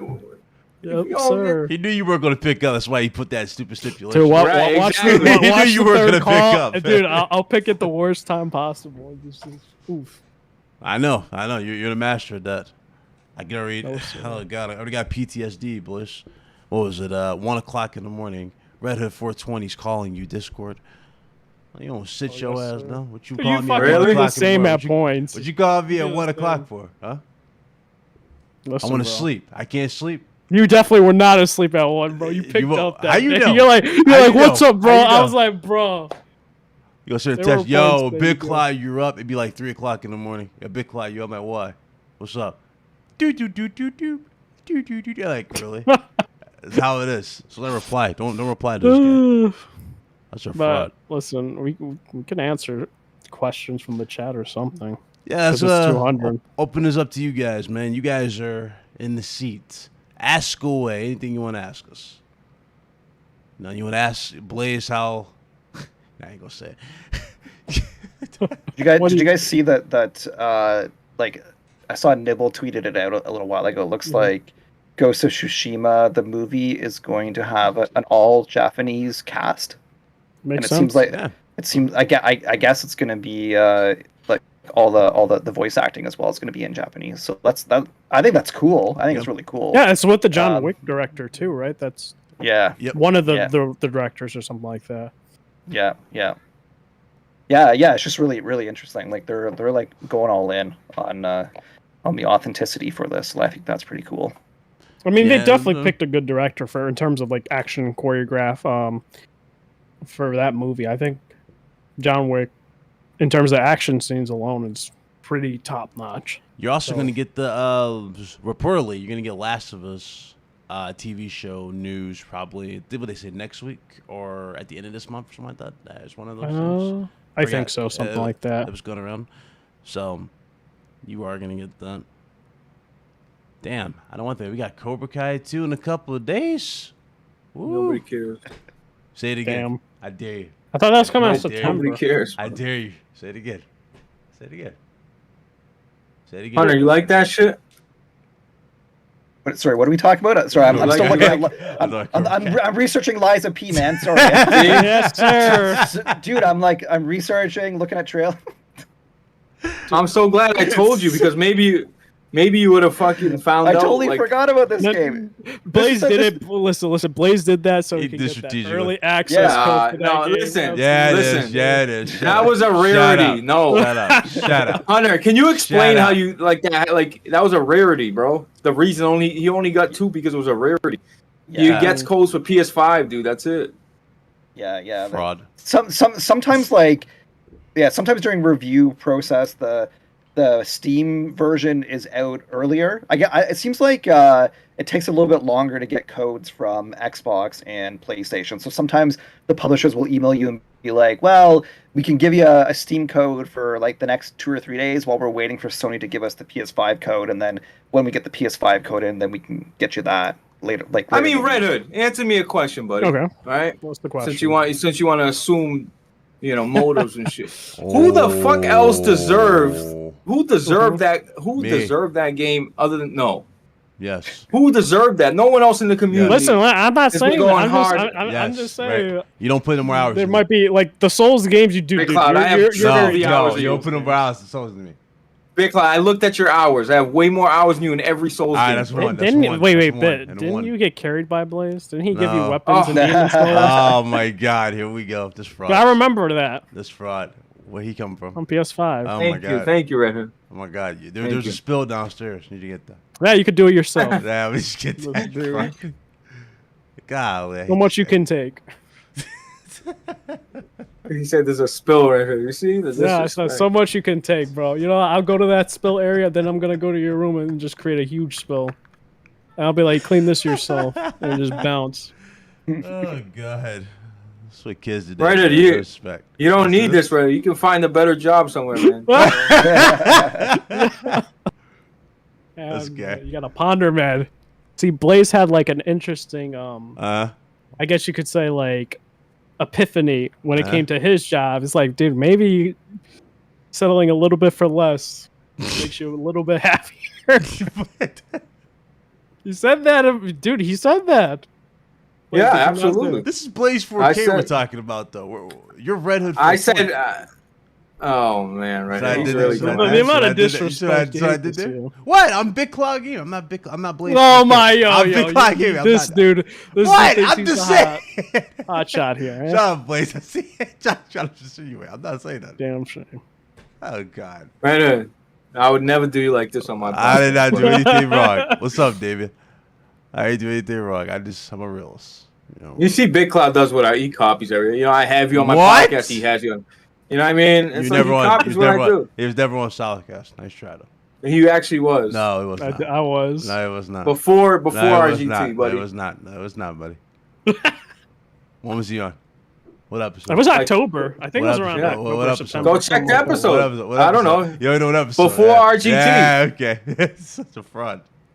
He thinks we're lying. Like, I'm serious. You were there, weren't you? Yeah, I think Bit was there, actually. What the fuck? I don't know what you're talking about. This dude.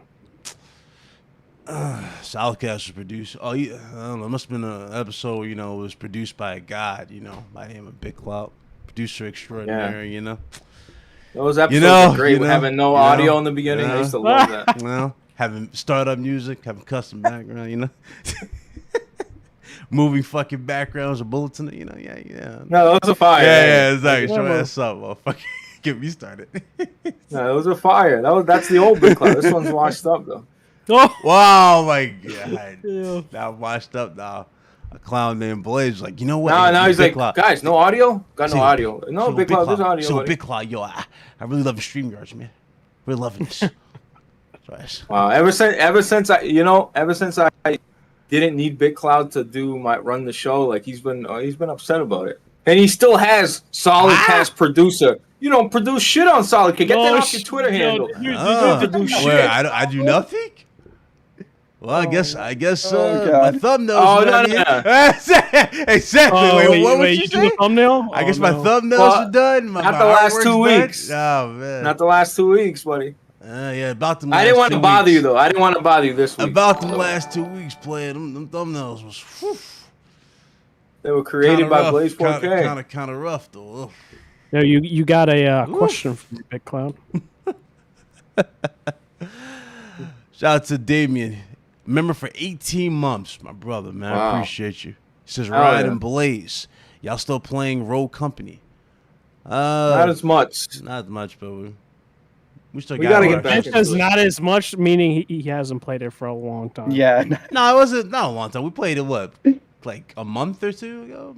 I played it 3 days ago, No, honestly, shit. by myself. Yo, do you believe I had 10,000 damage? 10,000. I have a screenshot. Crazy. 10,000. Damn. That's Hustle something Big Cloud will never motivates. see. What you talking? What'd you say? Say it again? I didn't hear I'm you. talking about hustle. What'd you say? I didn't hear what you said. What'd you say? Because it's funny it. when you said something like that when I'm about to reply to Hustle, who's been stirring the pot recently with troubleshooters. Yeah. Now I want you to spread a message there, Hustle. We're still waiting on this Rogue Company war, so we can just end the ridiculousness. You know what I'm saying? Yeah, Hustle don't want. Hustle definitely don't want that smoke. You don't want none of that. Do you Hustle? You don't want that. You don't want that AEW smoke neither. Yeah, I'm down for that game though. I'll definitely buy that. Shout out to you for not. But I'm buying it on PC though. I'm not buying it on PlayStation. I might double dip. It looks really good. The exploding barbed wire match got me all And right. don't lie to yourself. You're not double dipping. I'll You double don't dip play on that. PC. I will bro. double dip it. I don't believe you, They You don't have believe the any exploding damn barbed thing. wire? bro. Yeah, they have the exploding barbed wire Okay. match, but Yeah, this they gonna have, be, I saw some of the mini weapons, but They Yeah. have mini games too. It's so weird. this Do they how it's really? I gotta supposed- watch I that saw shit. The game Yeah, they is have, supposed to be it's gonna really do watch it it. right, Hunter. I don't know if you saw the actual live match. Remember how it was like the small little the countdown? Yeah. It was like the small little sparks and it is over. Like the only thing I can complain about it is the graphics, but I feel like gameplay wise looks really fun in that game. dude, every time that I visit Tokyo, one of the things that I always do is I always check out a wrestling match. I've like, Yeah. and I almost always like the death matches. So I'm already like figuring out which one I'm gonna check out this time. But like, dude, like those barbed wire matches, I've seen like probably 5 or 6 of those live. They're nuts, man. You can't even like I don't even recommend anybody sits in like the first 5 rows because like that thing explodes into the audience. Jesus. Oh god, man. Yeah. What's the other one? New Japan Pro Wrestling is the other one. I actually wanted to actually visit that. That would have been. Yeah, I've never actually checked out New Japan because Never? New Japan travels across the whole country and the timing never works out. But I don't know if I'd actually even check out New Japan because I love the death matches there. Yeah. Like if I know New Japan is like awesome wrestling and I definitely like Yeah. hopefully one day I want to check it out. But if I have a choice of seeing like a death match or New Japan, death match all the way, man. They're so New Japan like, is what inspired the look or really the aesthetic, if you think about it, of AEW, like the way their titles look and everything like that, like the main world title. It basically looks like the IWGP heavyweight title. It's the same. Yeah. It's exactly like it.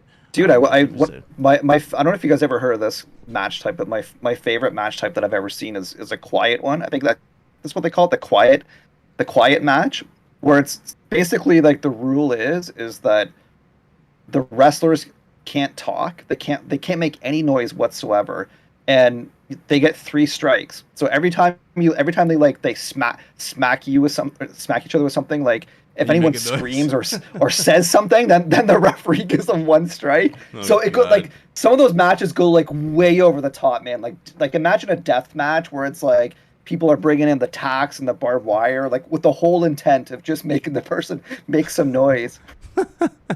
So either Oh, that dude. though, you're about to have proper wrestling now because Vince is gone. Can you guys believe it? He's Yeah. gone. No more Vince. Well, dude, I Triple H miss is head. ECW, man. I hope we get something like I know like AEW, some of their matches are like getting Inspired, close yeah. to being like ECW, which is I mean, pretty they awesome. definitely are at points. Some of They're them are, getting close. yeah. So that's keeping me going. Yeah, I know Which- CM Punk came back recently. Yeah. Yeah, Just came on out. like Wednesday that with- last one dude, when like Jericho like pulled the ring out of his ear. Did you guys Oh, see yeah, that? yeah. Ugh. Dude, I can't believe that. Ah, It looked real too, because he was yeah. dripping blood everywhere. Like, Mm-mm.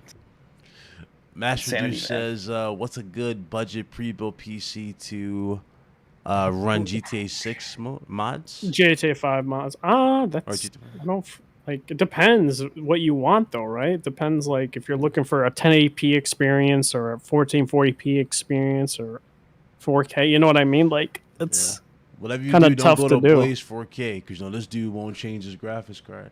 Oh, I'm sorry, Blaze. You're here. I would go some like probably we like a still in place. 30. I would say a 3060, something with a 3060.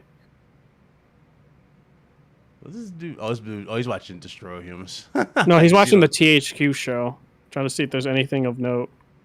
Yeah, Destroy Humans was a takeaway from there, and And Hustle mentioned like you could do an NZXT build and have a 3060 on there, depending. Like I said, 3060 is good for like 1080p/1440p gaming. if they can guarantee Yeah. you with through NTXT, can they? I don't know. Guarantee you? I know don't if they use can it. guarantee That Hustle Yeah. mentioned it, so Yeah, I never went to them, but I don't know if they can guarantee it. But that's something. Yo, shout out to Brooklyn Board Game and the $20 super chat. He says, "Cheers to episode 200." He says, "The path to 300 is now underway. Let's keep Solidcast on this same trajectory." You already know. You already yes, know. sir. Every Wednesday. BK is a great dude. Shout out to BK. But you can go pretty cheap if you want. Oh yeah, he's talking about the pre-built. What was I about to say? Oh yeah, Red Hood. So we gotta grade your progress this year, man. Grade my Yeah. You know what's crazy is like grade this your never report. happens to anybody else, but I'm about specifically to- me. I'm about to grade You know, I'm everything. filing a complaint with HR. This is called You harassment. gonna file a complaint to me? Oh man. I'm filing a complaint to HR. Guess what? Man. I am HR. Oh How my you feel? god. How you feel? Please might be right, man. Now, Not for me to. He wasn't Pull even gonna let me give him the grade. He thought I was gonna give him a low grade. You see this, Hunter? You see this? He's so paranoid. He thinks I'm seeing it.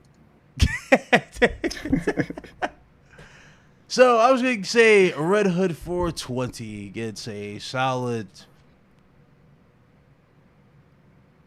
and that was it. So yeah, he gets an A minus. You know, better than nothing. That's what I did there. A minus. All right. That's high. That's high. Good for me. It's high. All right. See, beforehand, like a couple weeks ago, you were at like a.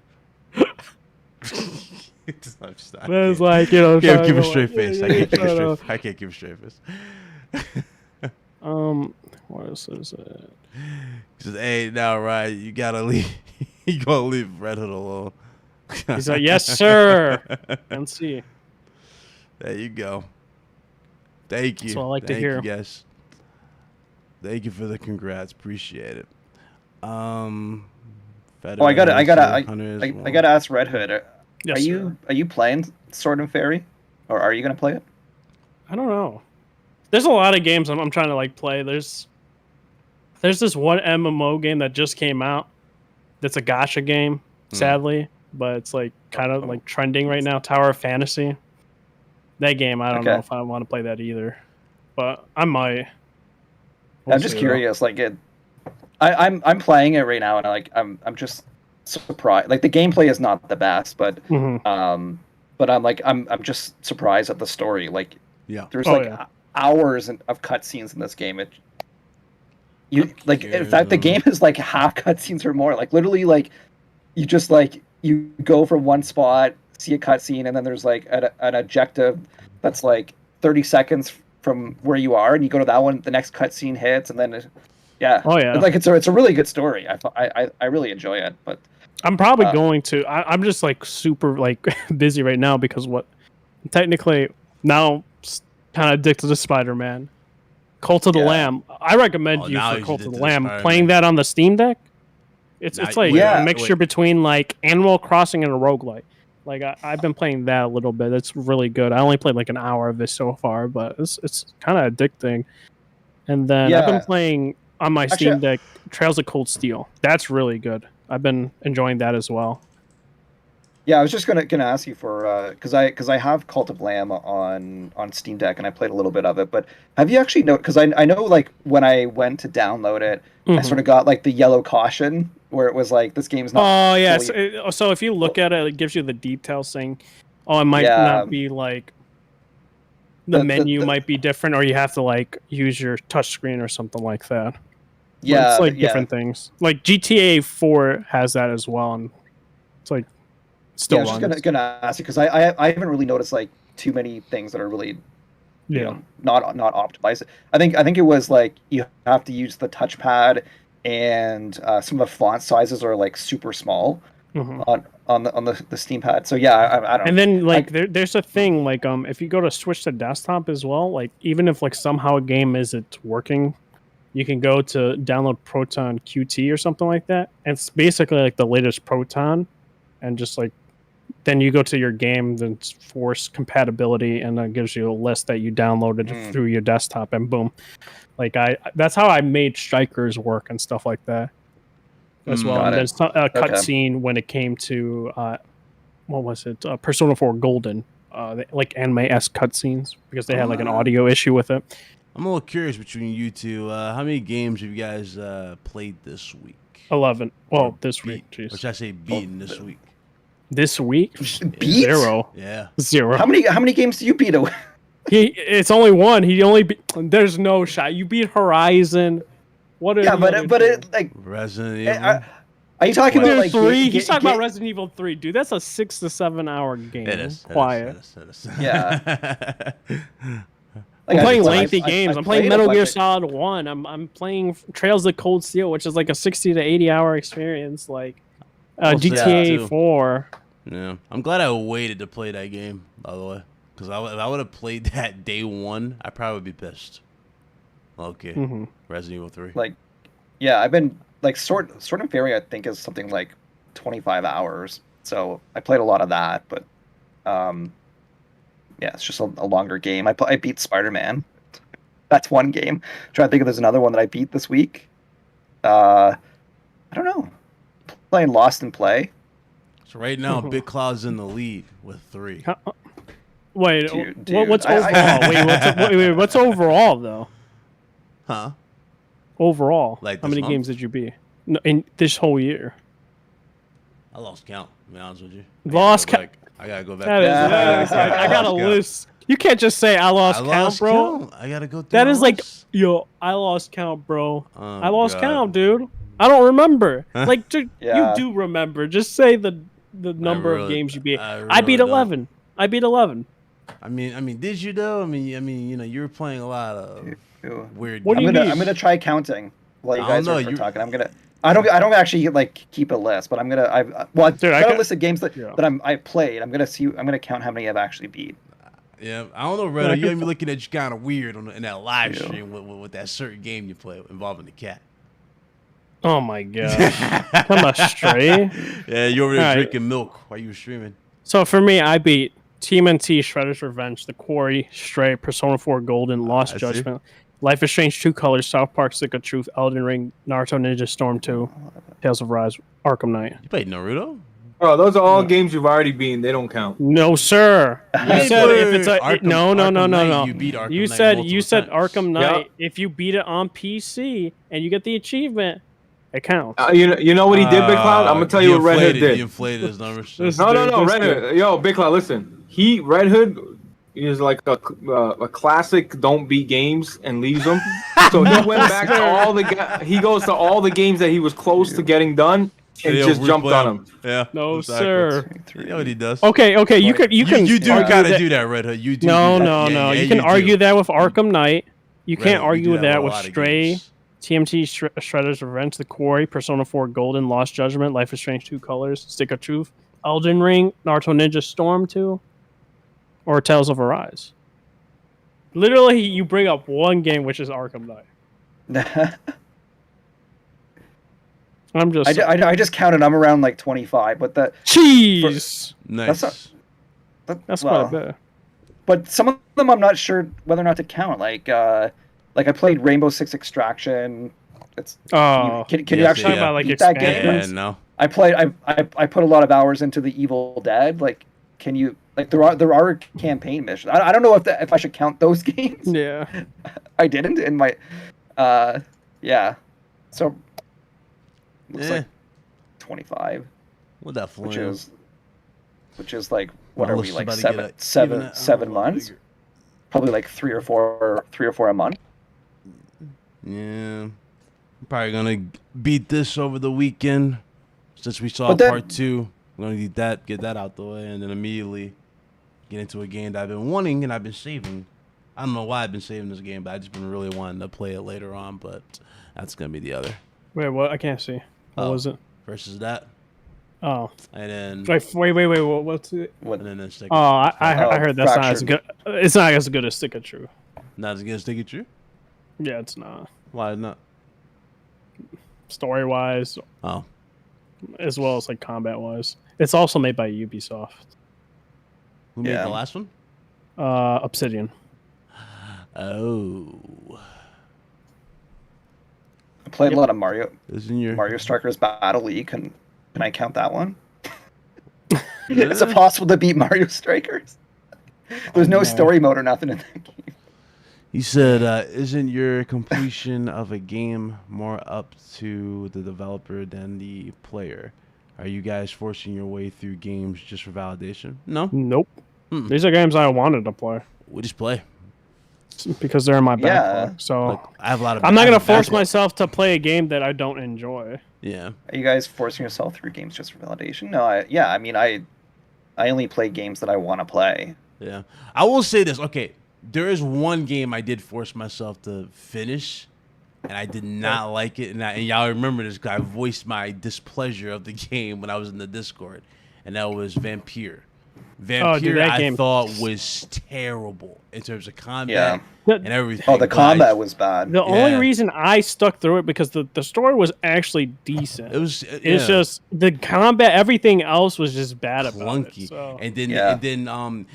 I was like, like when you decide to drink blood or whatnot and kill the people, you become like OP basically a vampire. Yeah. But Yeah. if you don't, you're like weak or whatever. Yeah, you're really weak. And the thing is, they always make you do that though. Like in the story, it's like, oh, you can't kill civilians and you Yep. can't suck their blood. And it's like, dude, so I have to purposefully be weak. And it's like, yep. I was like, oh, okay. And then when you didn't decide to do it, the game is super easy. But what was I about to say? The combat was so bad. Like I Oh, would yeah. hit them with the little weapon, whatever, and the dudes would do the T-post. They'd be like this, like they'd be doing this, like the T-post. So, hated it. I couldn't. Yeah. Well, dude, it kind of reminds me because I was playing Vampire the Masquerade Swan Song, and that game like has a similar mechanic where you gotta you get really weak if you don't drink blood. You gotta you have to trick people into going into secluded areas, and then just so you can bite their neck, and then you refill a lot. It's really weird actually because in that game you have negotiating power. And as it's very narrative driven. As you negotiate, your powers drain, and then you have to suck blood to get your negotiation skills back up again. So, anyways, yeah, it's just a weird mechanic. I don't I don't think there's really been a good vampire game. Red Hood, That's- you're gonna What's up? lose. By the way, here's my I'm gonna game lose? beat list, and adding Horizon, Uh-oh. and I'll be adding GT7 in about 3 days anyway. I'm about to add, was it GTA? Be quiet. What? Yo, this is crazy with our bet. He's like, yo, be quiet. You can't talk. But the Jeez. thing, that why list? I don't Yeah. like beat lists is I would never talk to you like that, brother. beat No, beat list never gives the full picture though. I it spent definitely doesn't, though. I know in February I spend I think it was an hour or sorry 110 hours playing Elden Ring, and I probably could have beat 10 other games. Dude, when I During that bring up time. Final How Fantasy many 14, hours? it's a lot of hours. It's like 110. I'm at yeah, I think I'm at about 120 Yeah, I know you're. Guess what I'm at? This Dude, man's I at mean, 500, I think. Half a thousand. I wish I could keep on playing this game forever, but there's too many other good games out. Too many. No, I got 600 hours on PSN and about probably 200. Something That's on 800. That's literally, bro. It's not even an online game, bro. It is though. I mean, you're right. You're right. Yeah. Most of the time was spent online, actually. Yeah, because you're doing PvP. But yeah. Oh, episode crazy. 200, man. Yeah. I didn't even know that. I forgot. It's a good show, man. So definitely a good show. Yeah, Dustin was a really good guest. Oh yeah. Oh yeah. Before we shut this down, again, I want to say appreciate everybody who reached out. I do appreciate you guys. Thank you very much. Hopefully you guys enjoyed this show. Not a whole bunch is going on, man. It's just mostly been a bunch of reports. There's a lot of stuff being leaked, but nothing really like concrete aside from that. Yeah, I mean, like nothing like crazy's really been going down. It's a lot of stuff that we've all kind of talked about for years behind the scenes and just, kept winging it at that point because we already knew. But, as we progress, things are going to get better, and I guess more stuff's going to happen. And yeah, speaking of delays, Hogwarts Legacy. Heartbroken. I'm heartbroken. That's delayed to February. Actually. Yeah, that sucks. How many games are coming out in Feb? Oh, it's at the beginning of the year. It's not a big deal. Dude, yeah. I don't think there's a lot of games in February, actually. But doesn't what's the name come out in February? What? Hold on. So, January Callisto, a bunch. Yeah, Resident Callisto Evil is December. Callisto is December, yeah. Dead Space is in January. January. Dead Space. Forspoken's in January as well. Yeah, January. Yeah. What was the other one? When was Dead Space is January, right? Yeah, it's the the tail end of January. Like I think the 20th or something. So February has what then? I don't think anything, man. Oh, then never mind. Okay, all right. And then you got March as Resident Evil. Yeah, that's right. Yeah. I'm also going to be all in. I'm streaming that regardless. So Tal says, "I hope God of War doesn't get delayed." I don't think it's. I don't think it is. You're fine. There's already been reports coming in that developers are scared to go toe to toe with that game right now, so they're not they're not doing that. So they're fine with God of War. That's going to come out on time. But you also got in September this ridiculous stream I have to do. Shut up, Reddit. Yes, sir. FF7 remake. You'll love to see it. This guy. I mean, he's doing. To be fair, guys, he's doing it out of spite. Out of spite for Last of Us remake. Lord, it's significant. Nothing BitCloud does is on accident. It's always on purpose. No, that's true. That's true. He's just trying to prove a point. I'm not buying the game. Like, we know why he's not buying the game. We have multiple reasons why. But anyway, yeah, because you're a fucking fraud, and that's it. Plays 4K.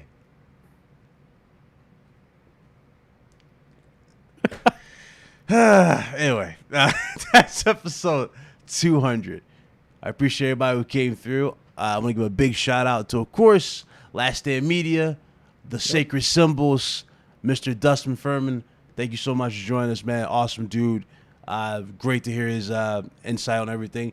I know he couldn't stay for the full show, but we'll have him back on again, and we'll definitely, get into some other topics. Hopefully, when we do get him back on, there's some actual other worthwhile topics that's out here, because it's been very dry. I'm going to keep it a buck. That's why, again, you don't even see people uploading unless you see something else. But everybody's reaching. They overblow small, significant detail. Everybody's and then you got Blaze saying, "Look at these exaggerated thumbnails with this small, significant details." Bro, that shit pissed me off. I was gonna call out the content. I said, you know what? Let me be a good boy today, and I didn't. But it's so fucking. It's like, dude, shut the fuck up, please. Your thumbnail and your title is so misleading and over exaggerated that I felt like just punching my screen. Like, what are we doing, dude? It's funny though. Dudes be like, "Oh, I hate when people do that," but then when they do it, they got they damage control. Like, it's for the algorithm. No, it's not for the algorithm. It's not for no damn algorithm. Stop it. Everybody's got a buzzword. Low key, it's funny. Anyway, shout out to you guys. I appreciate you. Let's go ahead and get into these outros. Go ahead and start with this dude right here because he has a lot of work to do. He has a lot of stuff to get fixed behind the scenes here. It's a lot of leaks. You know, it's a lot of puddles. Hashtag Puddlegate, because, you know, we got Spider-Man. That's what I did there. Anyway. See what I did there? See what I did there? See what I did there? Red Hood 420. Tell people they can find you, man.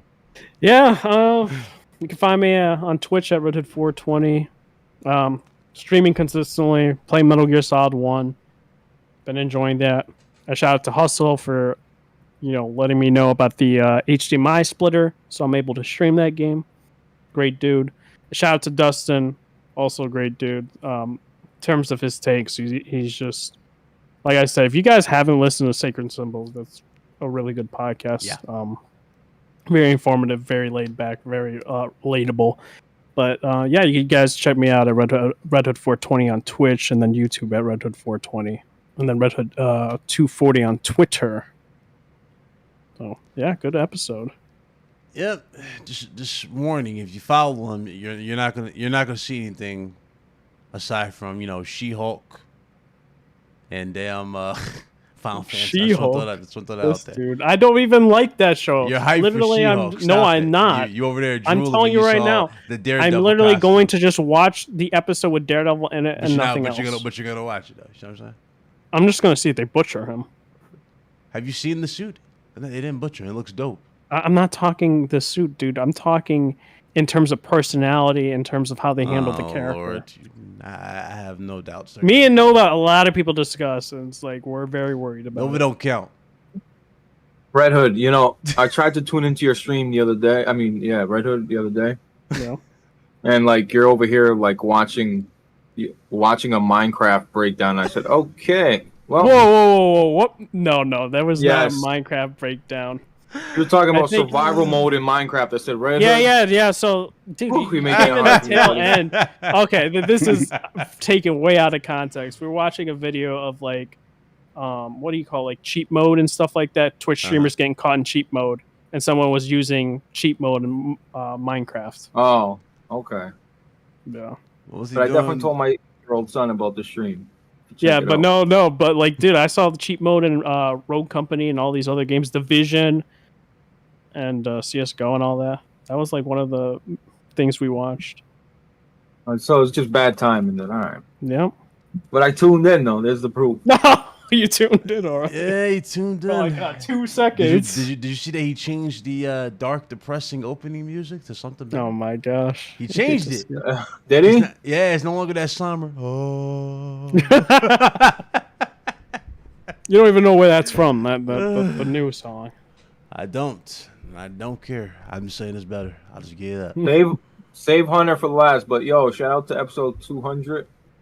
And it was a good guest, good show. I mean, good conversation, even with a dry week. You know what I mean? Nothing to talk about. Kind of make something out of nothing. And yeah, that's about it, man. Great show. You already know. You forgot one thing, sir. What? Wednesday. Oh, Solid Cast, man. You know, Solid Cast 9 o'clock. Go buy the merch. Red Hood. Oh. And I'm like, Red Hood. Mike, Red Hood. I own the rights.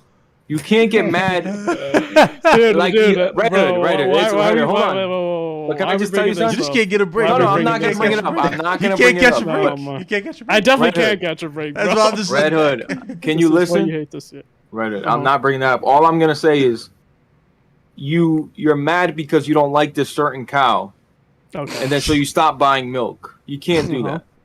that. You get what I'm What are you saying? Just because you don't talking like a about? cow, you still want to drink Dude, milk and have listen, cereal. I am What are supporting talking you about? always, bro. The mic arm, absolutely. Don't know, sure. Absolutely. Anyway, Red Other Hood, we things, appreciate you, Red Hood. That's it. Yeah. Hunter, Thanks. you already know. Last but not least, we got Hunter, aka Next Gen Player. You're right. Tell people where they can find you. Yeah, Undefeated. Yeah, it was great show, man. I appreciate the fact that we got Dustin on there. So good job securing him. He was great to talk to. Really, like, I always love about how like down to earth and humble these guys are, right? So it's just cool that he started off the show by saying that obviously a lot of people think it's the best gaming podcast, but just seeing how humble he was about it was awesome to see. So just an all-around Big great time. guy. Yeah. It's like, it's just amazing. Like You come off like a dick and cocky dude, you're gonna have a rough show. I'm telling you. You know. Yeah. But he was really cool about it and really laid back. You got to appreciate that. Even like before the show, like we had a couple of minutes just to chat with him beforehand. He's just so cool, man. Like such a chill dude and all that. So yeah, man. So everyone that's watching, like, check out my Twitter. It's Next Gen Player. I'll be around, I guess, probably for like another month or so, and then and then it's the Great Japan Tour. So follow along. I've got Final Fantasy restaurants and cafes lined up, and lots of Tokyo Game Show coming up. I'm gonna try to see actually if I can get over to Universal Studios Osaka, because they've got that Super Nintendo World. Planning on checking that out. I know it's coming over to the US, I think, like next year. I think they're in the process of building it, but I can't wait until next year. I gotta go there now. So yeah, it's just gonna be I should probably apologize in advance, because my Twitter's gonna go from like nonstop news to like, look at all these cool things. look at this. Look at these cool restaurants that I went to. And That's gonna be dope. Red is gonna be there. Oh my God, Final Fantasy restaurants.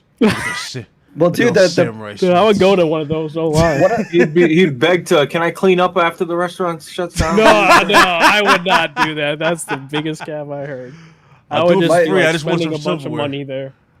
Do they literally have like Final Fantasy inspired drinks? Like, it looks really, really cool. Oh yeah, dude, it's like they did the Disney thing with Star Wars with the drinks. Basically, yeah. They got the Mario Disney theme park. I think I was watching like a video of crazy over there. That's what I'm gonna go check out. But yeah, dude, they my wife always thinks I'm crazy, because like one of the things I love doing the most over there is checking out all these theme collaboration cafes that they've got. Like last time I went there, I went to, let's see, it was like there was the Final. You go by yourself, Hunter? Sometimes, half and half. Sometimes with my family, sometimes by myself. Just depends. But yeah, dude, I went to like, there was like a Monster Hunter cafe, there was a Kirby cafe, there was a Resident Evil cafe, and like, dude, just wait till you see the photos if you haven't seen them on my Twitter before. But they you look at it and you're like, somebody must have spent 2 hours making this dinner for me, even though they probably made it in like 10 minutes. But it looks amazing. Like the amount of like artistry that goes into the creation of those foods is just the best, and the drinks and all that. So yeah, man, it's gonna be a lot of fun. So yeah, stay tuned, and lots of I'm gonna TGS is like, it actually happens from Thursday to Sunday. So I'll see if I can join like in the middle of TGS. That'd be kind of cool. I just got to figure out time zone stuff, because I think it's going to be like they're almost like a day ahead. Yeah. So yeah, I assume it'll be like Saturday morning. I don't know. I'll figure it out, but I think it'll be like Saturday morning in Japan time. Awkward time. It's gonna be like like 4 in the morning down there or something. Yeah, that's gonna be. Yeah, it's gonna it's like 13 hours difference. So I think it'll be if you start at 5, maybe it'll actually work out, because I think it should be 6 o'clock. Wait, is it in September? It's in September. Okay, yeah. so no, it would be at 7. So you might be able to. The show's gonna be at 7. Remember, in September. Oh yeah. We can talk about that. Maybe we don't have to. Oh, okay. But, yeah. Right. But well, if it's 7 o'clock, that'll work for sure. Yeah. Because that'll be 8 o'clock. I can definitely get up for 8 o'clock in the morning. But yeah. No, we can do it for that week. 5 o'clock. I don't know. 6 o'clock, maybe. Okay, absolutely, for sure. Well, that is it, people. Episode 200. That is in the books. That is done. Blaze 4K is a fraud. Look at him. He can change the VIM, but he can't change the graphics card. Ha ha! Get exposed. Look at him. Oh, you can't even do that right. Oh. See you guys on the next one, man. You guys enjoy your weekend. What? What'd you say? What? What? He gonna mute. See you guys later. Peace.